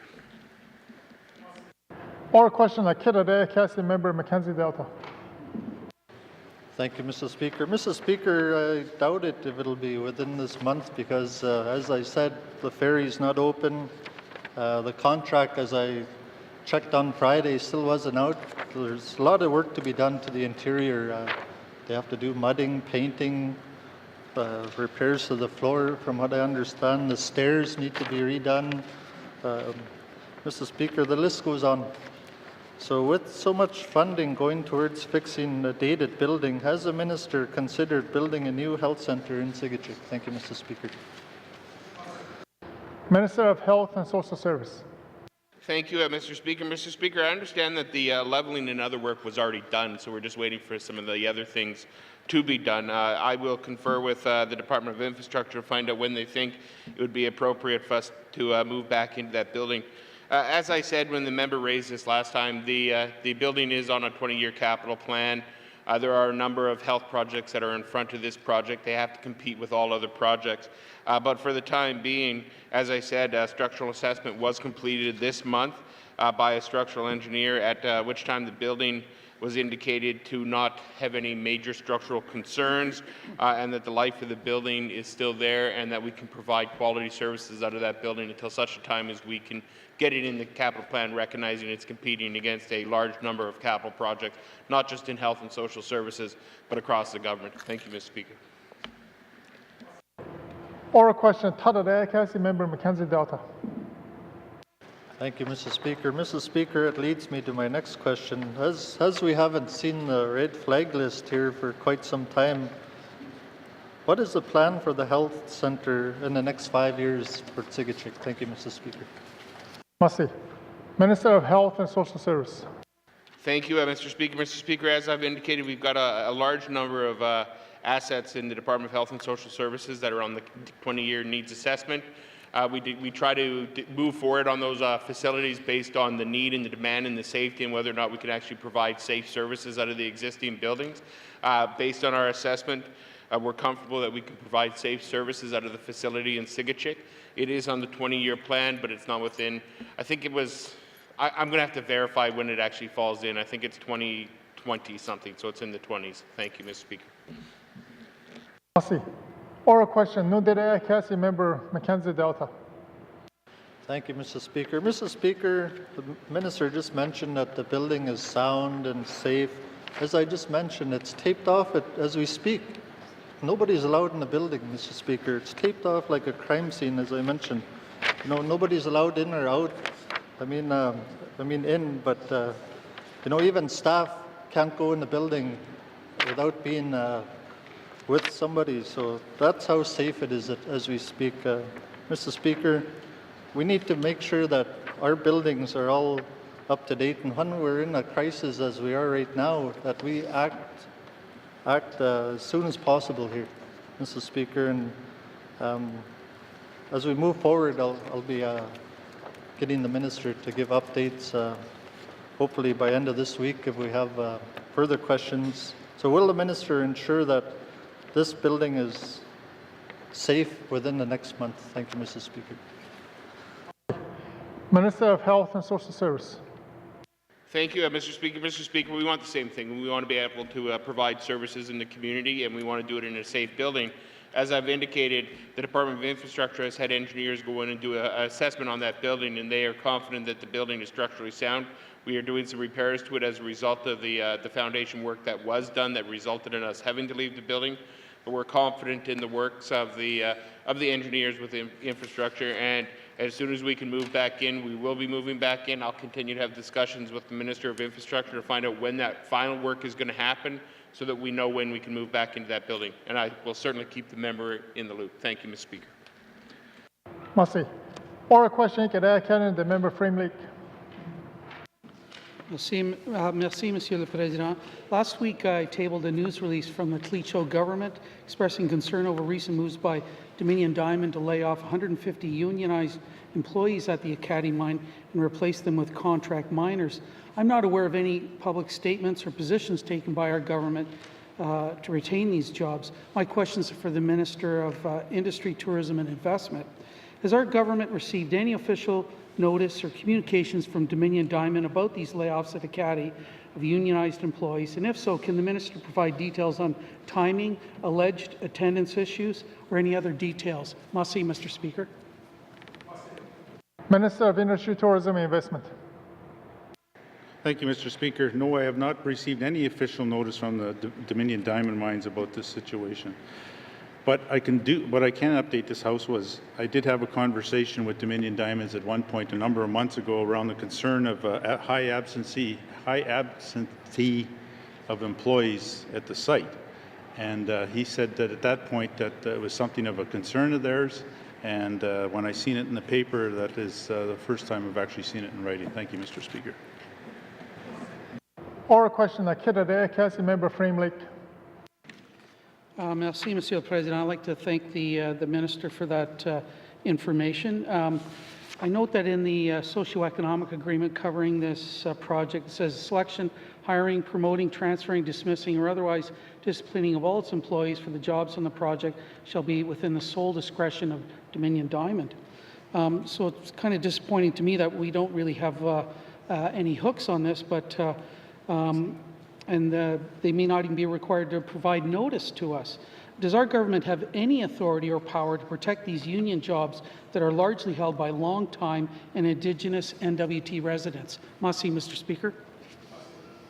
Minister of Industry, Tourism and Investment.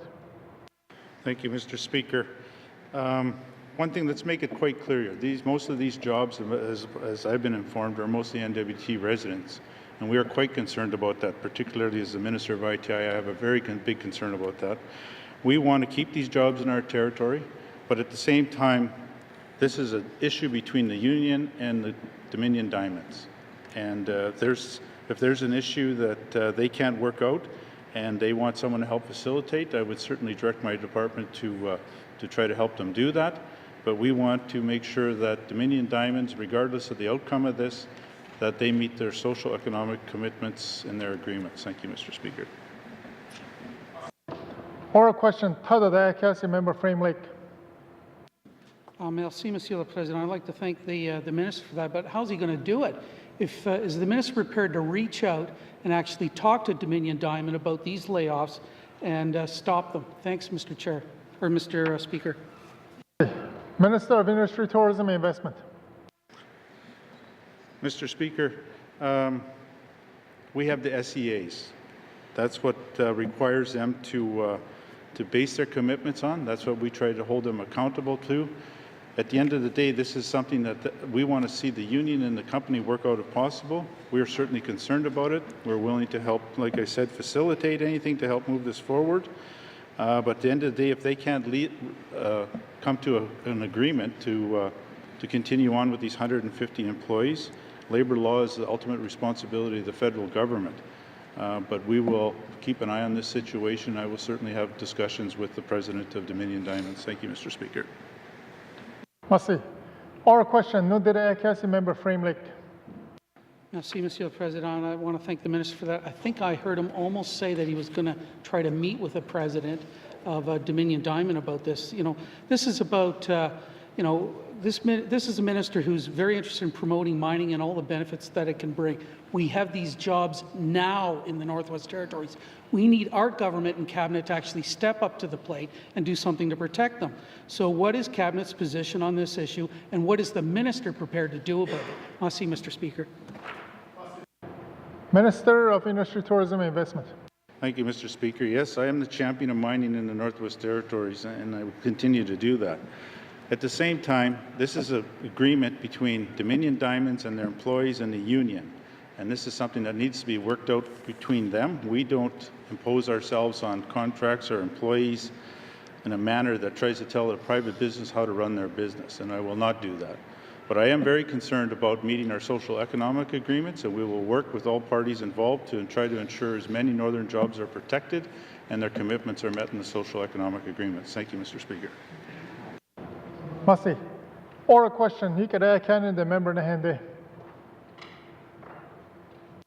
Thank you, Mr. Speaker. Mr. Speaker, I was talking earlier today about my member statement about taxation in there and asked the Minister some questions. I'd like to follow up, so more questions to the Minister of Finance. Can the Minister advise of that $9.6 million, how much is owed in taxes by the Hamlet, the residents of the Hamlet of Fort Liard, and have a breakdown of principal and interest? Thank you, Mr. Speaker. Merci. Minister of Finance. Thank you, Speaker. Mr. Speaker, the principal that's owed by the Hamlet of Fort Liard is approximately $700,000, $699,675. Interest would be $1.169999 million. Total of $1.8 million that is owed in taxes by the Hamlet of Port Liard. Thank you, Mr. Speaker. A question, Kirade, Cassie member Nehende. And I thank the minister for that answer. And so we're talking about possible solutions in there, and when we're trying to move forward, would the government be willing to waive the interest fee if the residents come up with a plan to pay the principal of the taxation? I'm not asking the taxation to be waived. I'm asking if we can come up with a plan to pay for these taxes. Thank you, Mr. Speaker. Masi. Minister of Finance. Thank you, Mr. Speaker. Mr. Speaker, under the property tax legislation, outstanding interest charges are considered to be part of the tax outstanding. Remission of any property tax or interest would be a decision of the Executive Council. We need, as I said before, we want to work with the residents on a community or a repayment plan. And if we start forgiving interest, then we will have to do it across Northwest Territories. In tax-based communities, people pay a property tax to get the services that are offered within that community. In the GTA, they pay the property tax to government with the funding through the hamlets and community governments. We pay the cost of maintaining that community, and people expect services, but they think they are a lot of times they're not willing to live up to their end of the bargain, which is to pay their community tax. And Mr. Speaker, I'm going in circles here, so I'll stop there. Thank you. Masi. Oral question, Tadade, Cassie member Nehende. Thank you, Mr. Speaker, and I thank the minister. I understand we can go round and round in circles. What I'm trying to do is come up with a plan that we can move forward for the residents of the Fort Liard. The problem is that somebody made a promise to them, and now there's no fault of their own. They made a decision that they weren't going to pay their taxes. So what we're trying to do is come up with a plan to do it. So previously, the ministers talked about the Property Taxation Assessment Act, and if I understand it correctly, outstanding interest charges of property taxes considered part of the taxation outstanding. Would it be possible to separate the tax and interest component in the Act to potentially waive this fee? Thank you, Mr. Speaker. Minister of Finance. Thank you, Mr. Speaker. Mr. Speaker, when I said that I was going in circles, I meant my answer was going in circles, and I was trying to find a place to end the answer, not the questioning itself. The Department of Finance, we do track the principal and interest separately for each individual account, and all taxation legislation provides for an interest component which motivates residents to keep their account with the government current. Changing the legislation to set up for an interest and then to potentially waive the fee would be contradictory and problematic as a policy choice. The government does need to continue to charge interest on delinquent accounts. As mentioned earlier, the structure is currently there to remiss all or a portion of the tax on the authority of the Executive Council. Thank you, Mr. Speaker. Oral question, Nundere, Cassie member Nehende. Thank you, Mr. Speaker, and I thank the minister for that answer. I understand that, but if we want to move forward, we got to come up with a plan to work with these people. I mean, so that's my challenge, is that I'm sitting here right now, we're not having any direction to encourage these people to pay the taxes because we're in trouble with that. So what I'm trying to do is to come up with a solution. Would the minister be willing to have his staff go into the community, work with affected residents to come up with a plan to try and resolve this issue? Just not talking about the interest, but I'm talking about the taxation. If we can get that resolved, then we can move forward. Thank you, Mr. Speaker. Minister of Finance. Yeah, thank you, Mr. Speaker. Mr. Speaker, the quickest solution to the situation that we face right now is for people to honor the commitments that they've made and pay their property taxes. That way we're in a position to provide this level of service that they've become accustomed to.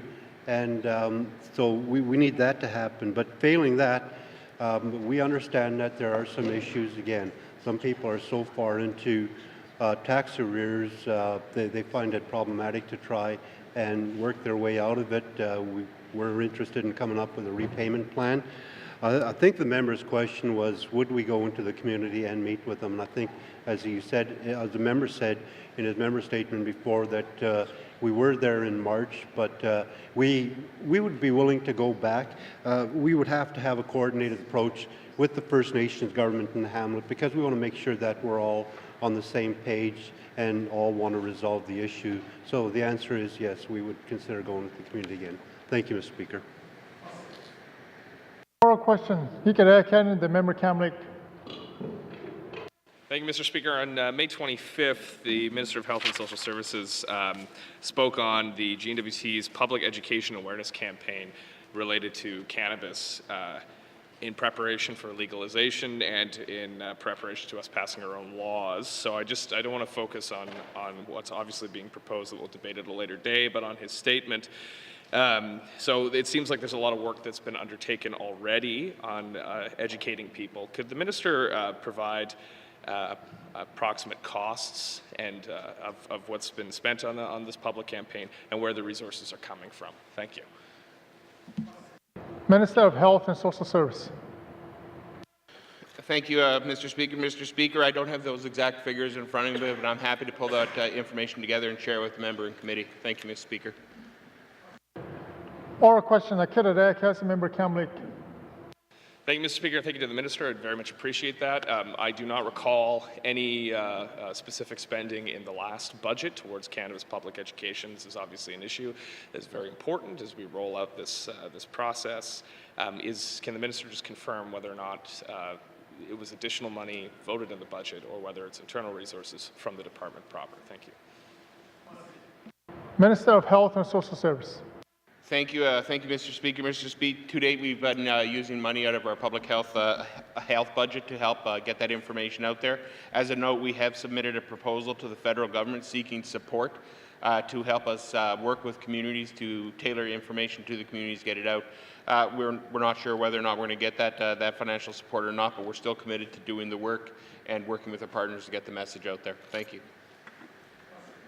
Oral question. Member Kamlik. Thank you. Can the minister release the details of that plan either publicly or to the appropriate standing committee? Thank you. Minister of Health and Social Service. Thank you, Mr. Speaker. Mr. Speaker, I sent a letter to committee earlier this week with a complete outline of the advertising and communications that we're doing to get some of that information out there, but I'm happy to share a copy of that letter with the member as well. Thank you, Mr. Speaker. Oral question. Member Kamlik. Thank you, Mr. Speaker. Can ministers confirm whether or not that was what the department has already undertaken, or I'm more interested in the detailed multi-year funding proposal that's into the federal government. Can the committee or the public see that proposal at this time? Thank you. Minister of Health and Social Service. Thank you, Mr. Speaker. Mr. Speaker, I'm happy to share that proposal with standing committee. I'm not sure we should make that just public at this point because we're still working with the federal government to try and obtain those money. But I'm happy to share it with committee. Thank you, Mr. Speaker. Merci. Oral question. The member Hay River North. Thank you, Mr. Speaker. I have some questions for the Minister of Infrastructure about dredging the port of Hay River. I believe it was back in 2016 he said that we might begin dredging in 2017. And it was in 2017, dredging hadn't begun, but there had been military aircraft taking pictures, there was Coast Guard doing ultrasonic sounding, there's working groups, and now it's 2018 and we're getting close to the end of this assembly. And so I'd like to know from the Minister, and a constituent just asked me this today, so that's why I'm asking, what has been done in regards to dredging the port of Hay River? What work has been completed to date? Thank you, Mr. Speaker. Minister of Infrastructure. Thank you, Mr. Speaker, and the members laid it out pretty good there. When we initially went into this, we started a working group with the Harbour Restoration Working Group. A bunch of work and meeting has taken place with them on a harbour restoration plan. Coast Guard has done sounding of the Hay River Harbour. The military did a flyover and did some photographs for us. As we speak, an analysis of sediment is underway to give us a a better idea around the environmental requirements and permitting that needs to be identified as we move forward on this. But I can update the House on opportunities for funding on this project. The Department of Infrastructure has brought this up with the federal government around the Ocean Protection Plan. We've given them a list of priorities that we believe that need to be prioritized under this funding arrangement with the federal government, and at some point a bilateral they will sign with us. And included in that is the restoration of the Hay River Harbor. But one point I want to make is the federal government is not very keen on doing dredging, but we keep pressing the point that this is a priority for us, as it is a security need, a food issue, a resupply issue. The Port of Hay River is the focal point of the marine transportation system in and out for Coast Guard themselves. So we will continue to pursue federal funding and make our case on the Ocean Protection Plan, and at some point hopefully we'll be able to make an announcement. Thank you, Mr. Speaker. Oral question, Akira Cassie, member Hay River North. Thank you, Mr. Speaker. The federal government isn't too keen on funding dredging, and it doesn't seem like the territorial government is either. I did a quick Google search of dredging Hay River, and it came up with posts from the last decade. MLA standing up in this House talking about dredging the Port of Hay River and nothing getting done. Finally, we have a vocal MLA over here hammering this issue. We got a minister from Hay River. So when can we expect this dredging to begin? And I hope the answer is 2018. Thank you, Mr. Speaker. Minister of Infrastructure. Thank you, Mr. Speaker. Let me reassure the House and residents of the Northwest Territories, it's not just the regular MLA from Hay River pushing this issue, I'll tell you that. This has been brought up at a number of federal FPT meetings. It's been brought up one-on-one with the federal ministers. I continue to push this thing as the bureaucracy pushes back maybe a little bit, as I've said in this House, around ocean protection money. We will continue to pursue the federal money to do the dredging in the Hay River Harbor as a priority, particularly since we are the owner of MTS. And the Coast Guard base is facilitated at Hay River, and we'll continue to push the case. Thank you, Mr. Speaker. Oral question, Tada Cassie, member Hay River North. Thank you, Mr. Speaker. Does the minister have any numbers you can share with us about how much they expect this dredging to cost? Maybe we can swing it ourselves and don't have to wait on the feds. Thank you, Mr. Speaker. Minister of Infrastructure. Thank you, Mr. Speaker. I don't have that exact cost in front of me. I think a lot of this work is going to depend on the sediment samples that we get and the amount of dredging that we want to pursue. There's probably a small amount version that we can tackle to address the situation, but that only does a short-term addressment. The long-term addressment is probably in the millions of dollars. Thank you, Mr. Speaker. Oral question, Nundere Cassie, member Hay River North. Thank you, Mr. Speaker. I'm not even quite sure what to ask anymore. Let's talk about that addressing in the short term. It sounds like there might be a plan to address in the short term, so could the minister elaborate on what that would look like? Thank you, Mr. Speaker. Minister of Infrastructure. Thank you, Mr. Speaker. I would have to work with my colleagues in the Department of Environment and Natural Resources and the permitting around the federal situation, because waters is under the federal jurisdiction. What that permitting would include, I'm sure there's a lower threshold depending on the amount that we would want to dredge. Could be the possibility of a backhoe doing it in the wintertime or something off of a barge.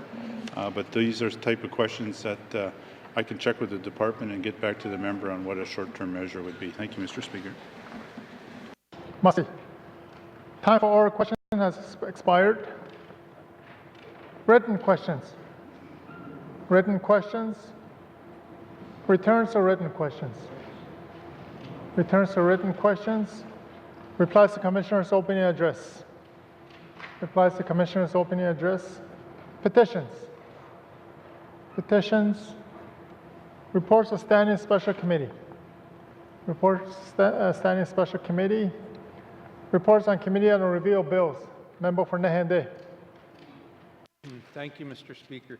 Mr. Speaker, I wish to report to the Assembly that the Standing Committee on Social Development has reviewed Bill 5, an act to amend the Summary Conviction Procedures Act, and wish to report that the bill is ready for consideration in Committee of the Whole. Thank you, Mr. Speaker.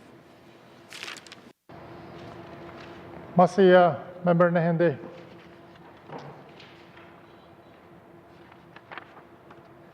Member Nehende. Speaker. Mr. Speaker, I seek unanimous consent to waive Rule 75 subbrackets 5 to have Bill 5, an act to amend the Summary Conviction Procedures Act, moved into Committee of the Whole for consideration later today. Thank you, Mr. Speaker.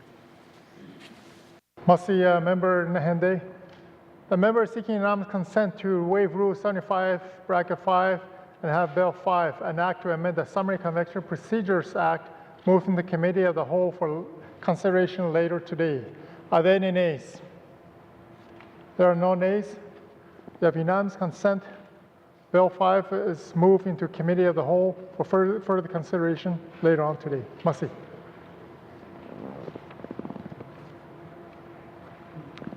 Reports of Committee on the Review of Bills. Reports on Committee on Review of Bills. Tabling of the documents.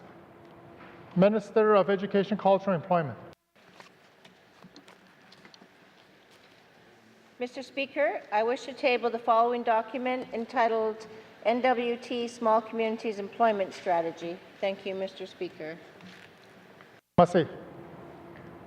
Tabling of documents. Minister of Lands. Mr. Speaker, pursuant to Section 28 of the Financial Administration Act, I wish to table the following document entitled Northwest Territories Surface Rights Board 2018-2019 Budget. Thank you, Mr. Speaker. Masi. Tabling of documents. Minister of Environment and Natural Resources. Speaker, Mr. Speaker, I wish to table the following two documents entitled Guidelines for Hazardous Waste Management revised to October 2017 and Guideline for the Management of Waste Lead and Lead Paint revised October 2017. Thank you, Mr. Speaker. Masi. Tabling of documents. Minister of Health and Social Service. Mr. Speaker, pursuant to Section 28 of the Financial Administration Act, I wish to table the following document entitled 2018-19 Health and Social Services Authority Budgets, and pursuant to Section 32 brackets 2 of the Financial Administration Act, I wish to table the following document entitled Annual Report 2016-17 to Leak Joe Community Services Agency. Thank you, Mr. Speaker. Masi. Tabling of documents. Tabling of documents.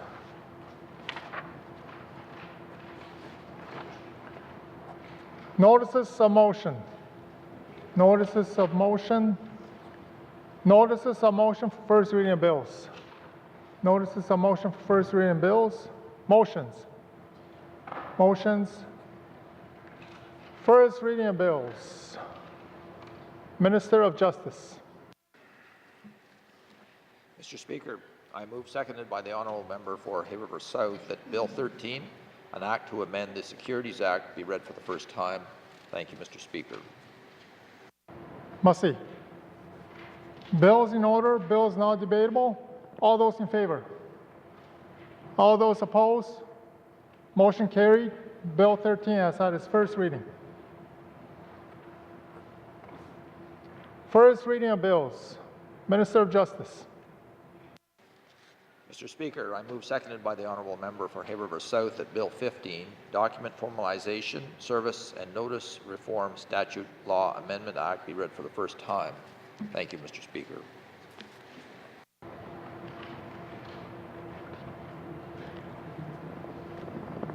Masi.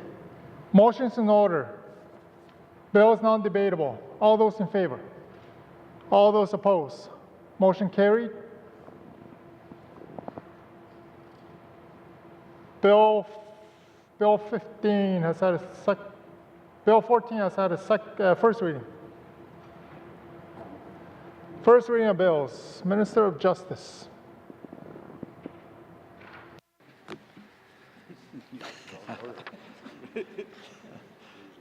Mr. Speaker, I move, seconded by the Honourable Member for Hay River South, that Bill 14, Miscellaneous Statute Law Amendment Act 2018, be read for the first time. Thank you, Mr. Speaker, and I apologize for the order.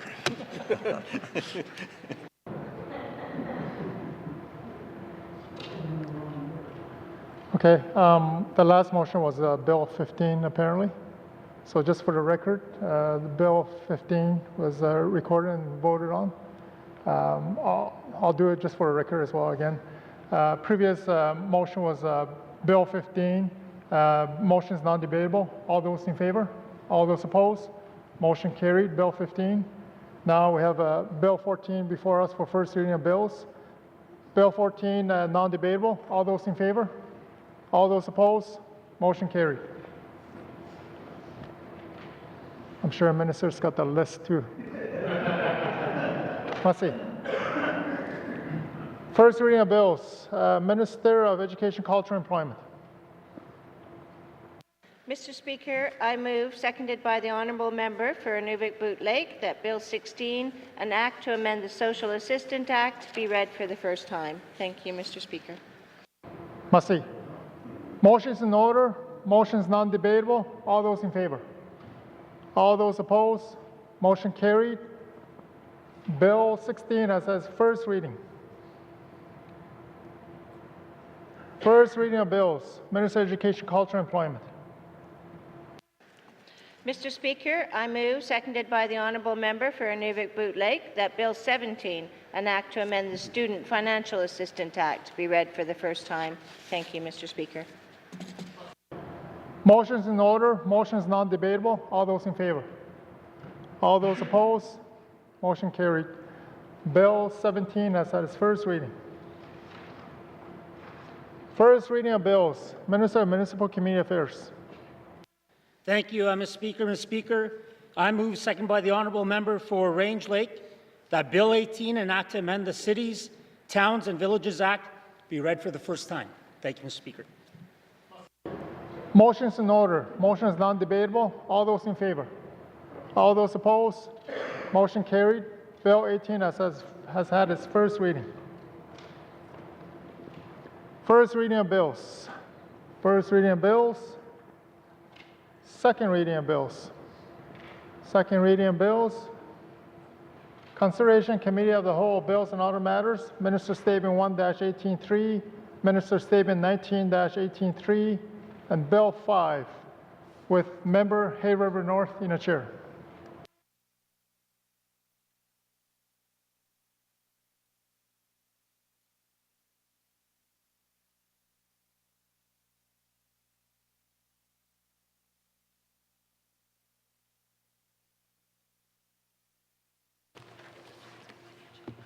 I will now call Committee of the Whole to order. What is the wish of committee? Mr. Bolio. Thank you, Mr. Chairman. Mr. Chairman, committee would like to consider Bill 5, an act to amend the Summaries Conviction Procedures Act. Thank you, Mr. Chairman. Thank you, Mr. Bolio. Does committee agree? Thank you, committee. We should dispense with this fairly quickly, so we will forego our usual recess and continue with the bill. Members will find a copy of the bill in the gray binders by your feet. So committee, we have agreed to consider Bill number 5, an act to amend the Summary Conviction Procedures Act. I will ask the minister responsible for the bill to introduce it. Minister Siebert.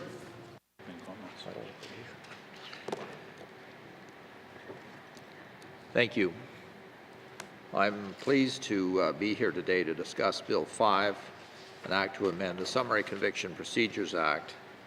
I'd like to thank the Standing Committee on Social Development for the review of this bill and for the constructive feedback they have provided. Bill 5 is a result of extensive discussions between the City of Yellowknife and the Department of Justice regarding the issuance and enforcement of parking tickets. The Summary Conviction Procedures Act was last amended in 2010 to create efficiencies by allowing for a conviction to be entered if the accused does not show up for their court appearance. The City of Yellowknife has since that time indicated interest in taking on responsibility for the development and implementation of its own parking offense regime. Bill 5 addresses this request and provides an amendment whereby the Summary Conviction Procedures Act does not apply to parking offenses if a municipality has developed an administrative penalty regime of its own. This amendment, or the amendment, will give municipalities in the Northwest Territories the option to draft bylaws and establish their own administrative scheme for parking tickets if and when they wish to. The status quo will be maintained for those municipalities who do not establish their own regimes. The amendment is expected to significantly reduce demand for parking ticket matters on Justice of the Peace Court and the related provision of sheriff services. This in turn will provide greater access to justice by allowing Justice of the Peace Court time to be used for other non-parking related matters. I would be pleased to answer any questions that the committee may have regarding Bill 5. Thank you. Thank you, Minister. I will now turn to the Chair of the Standing Committee on Social Development, the committee that considered the bill, for any opening comments. Mr. Thompson. Does he call in Thank you, Mr. Chair. The committee has nothing to add at this time and look forward to clause-by-clause review of Bill 5. However, other members may wish to have comments. Thank you, Mr. Chair. Thank you, Mr. Thompson. Minister, do you have witnesses you wish to bring into the chamber? I think so. Thank you, Minister. Sergeant-at-Arms, please escort the witnesses into the chamber. Minister, please take your seat at the witness table.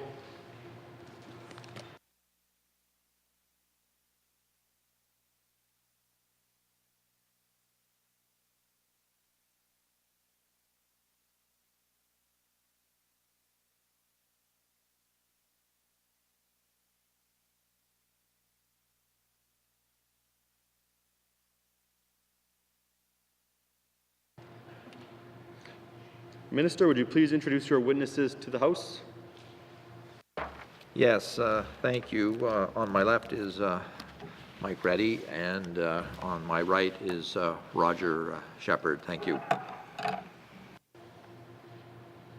Thank you, Minister. We'll open the floor to general comments. Do we have general comments? Mr. O'Reilly. Thanks, Mr. Chair. Yeah, I was very glad to see that the Minister in his opening remarks referred to the extensive discussions that have taken place between the City of Yellowknife and Department of Justice over this bill. This is something that was talked about when I was on City Council between 1997 and 2006. So this has taken over 12 years to finally end up here in the Legislative Assembly. I don't understand why there's such a backlog of these sorts of things to help our local governments, but I'm glad that it's here, but we've got to start to address the other backlogs that are still there, so I do support this bill. Thanks, Mr. Chair. Thank you, Mr. O'Reilly. Next, Mr. Testart. Thank you, Mr. Chair. And this is a very welcome amendment to the Summaries Conviction Procedures Act. The Minister in his opening comments mentioned that this amendment is expected to significantly reduce demand for parking ticket matters on Justice of the Peace Court and related provision of sheriff services. And I can attest to that as a former deputy sheriff who has spent many long hours waiting for parking ticket matters to be resolved and seeing no one from the general public show up to attend on their trial matters. So it's clearly a system that's antiquated, and this brings us forward, and it allows more flexibility to the City of Yellowknife, less time for my former colleagues in Justice of the Peace Court, and a more expedient system to resolve parking matters. So this is an example of government moving forward in the right direction and addressing a very serious problem that affects our municipalities. And I'm welcome the amendment, and I'm pleased to support it. Thank you. Thank you, Mr. Testart. Seeing nothing further, we will proceed to a clause-by-clause review of the bill. We will defer the bill number and title until after consideration of the clauses. Committee, please turn to page 1 of the bill. I will call out the clause number, and if committee agrees to the clause, please respond accordingly. Clause 1. Agreed. Thank you, committee. Clause 2. Agreed. Thank you, committee. Committee, to the bill as a whole, does committee agree that Bill 5 is now ready for third reading? Agreed. Thank you, committee. Bill 5 is now ready for third reading. Does committee agree that this concludes our considerations of Bill 5, an act to amend the Summary Conviction Procedures Act? Thank you. Thank you to the Minister, and thank you to the witnesses. Sergeant-at-Arms, you may escort the witnesses from the chamber. What is the wish of committee, Mr. Testart? Thank you, Mr. Chair. I move that the Chair of Committee of the Whole leave the chair and rise to report progress. Thank you.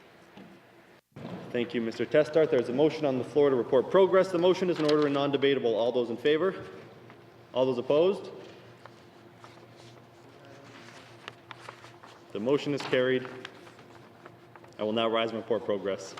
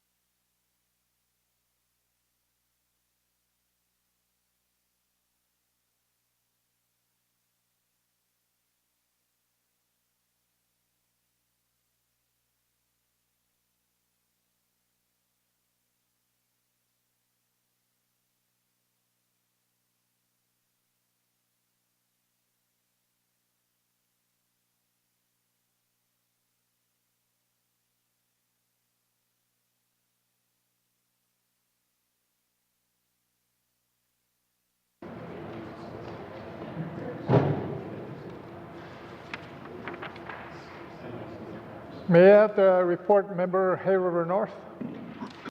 Mr. Speaker, your committee has been considering Bill 5, an act to amend the Summary Conviction Procedures Act, Minister Statement 1-18 brackets 3, and Minister Statement 19-18 brackets 3, and would like to report that Bill 5, an act to amend the Summary Conviction Procedures Act, is ready for third reading. And Mr. Speaker, I move that the report of the Committee of the Whole be concurred with.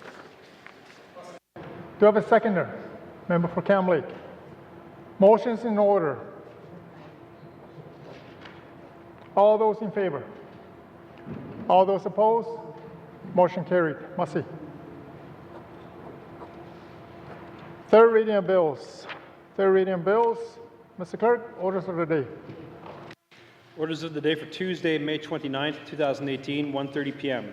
Prayer, minister statements, member statements, reports of standing and special committees, returns to oral questions, recognition of visitors in the gallery, acknowledgements, oral questions, returns to written questions, replies to commissioner's opening address, petitions, reports of committees on the review of bills, tabling of documents, notices of motion for first reading of bills, motions, motion 16-18-3, smoking in vehicles with minors present, first reading of bills, Bill 19, second reading of bills, Bills 13, 14, 15, 16, 17, and 18, consideration in committee of the whole of bills and other matters, Minister Statement 1-18-3 and Minister Statement 19-18-3, report of committee of the whole, third reading of bills, Bill 5, orders of the day.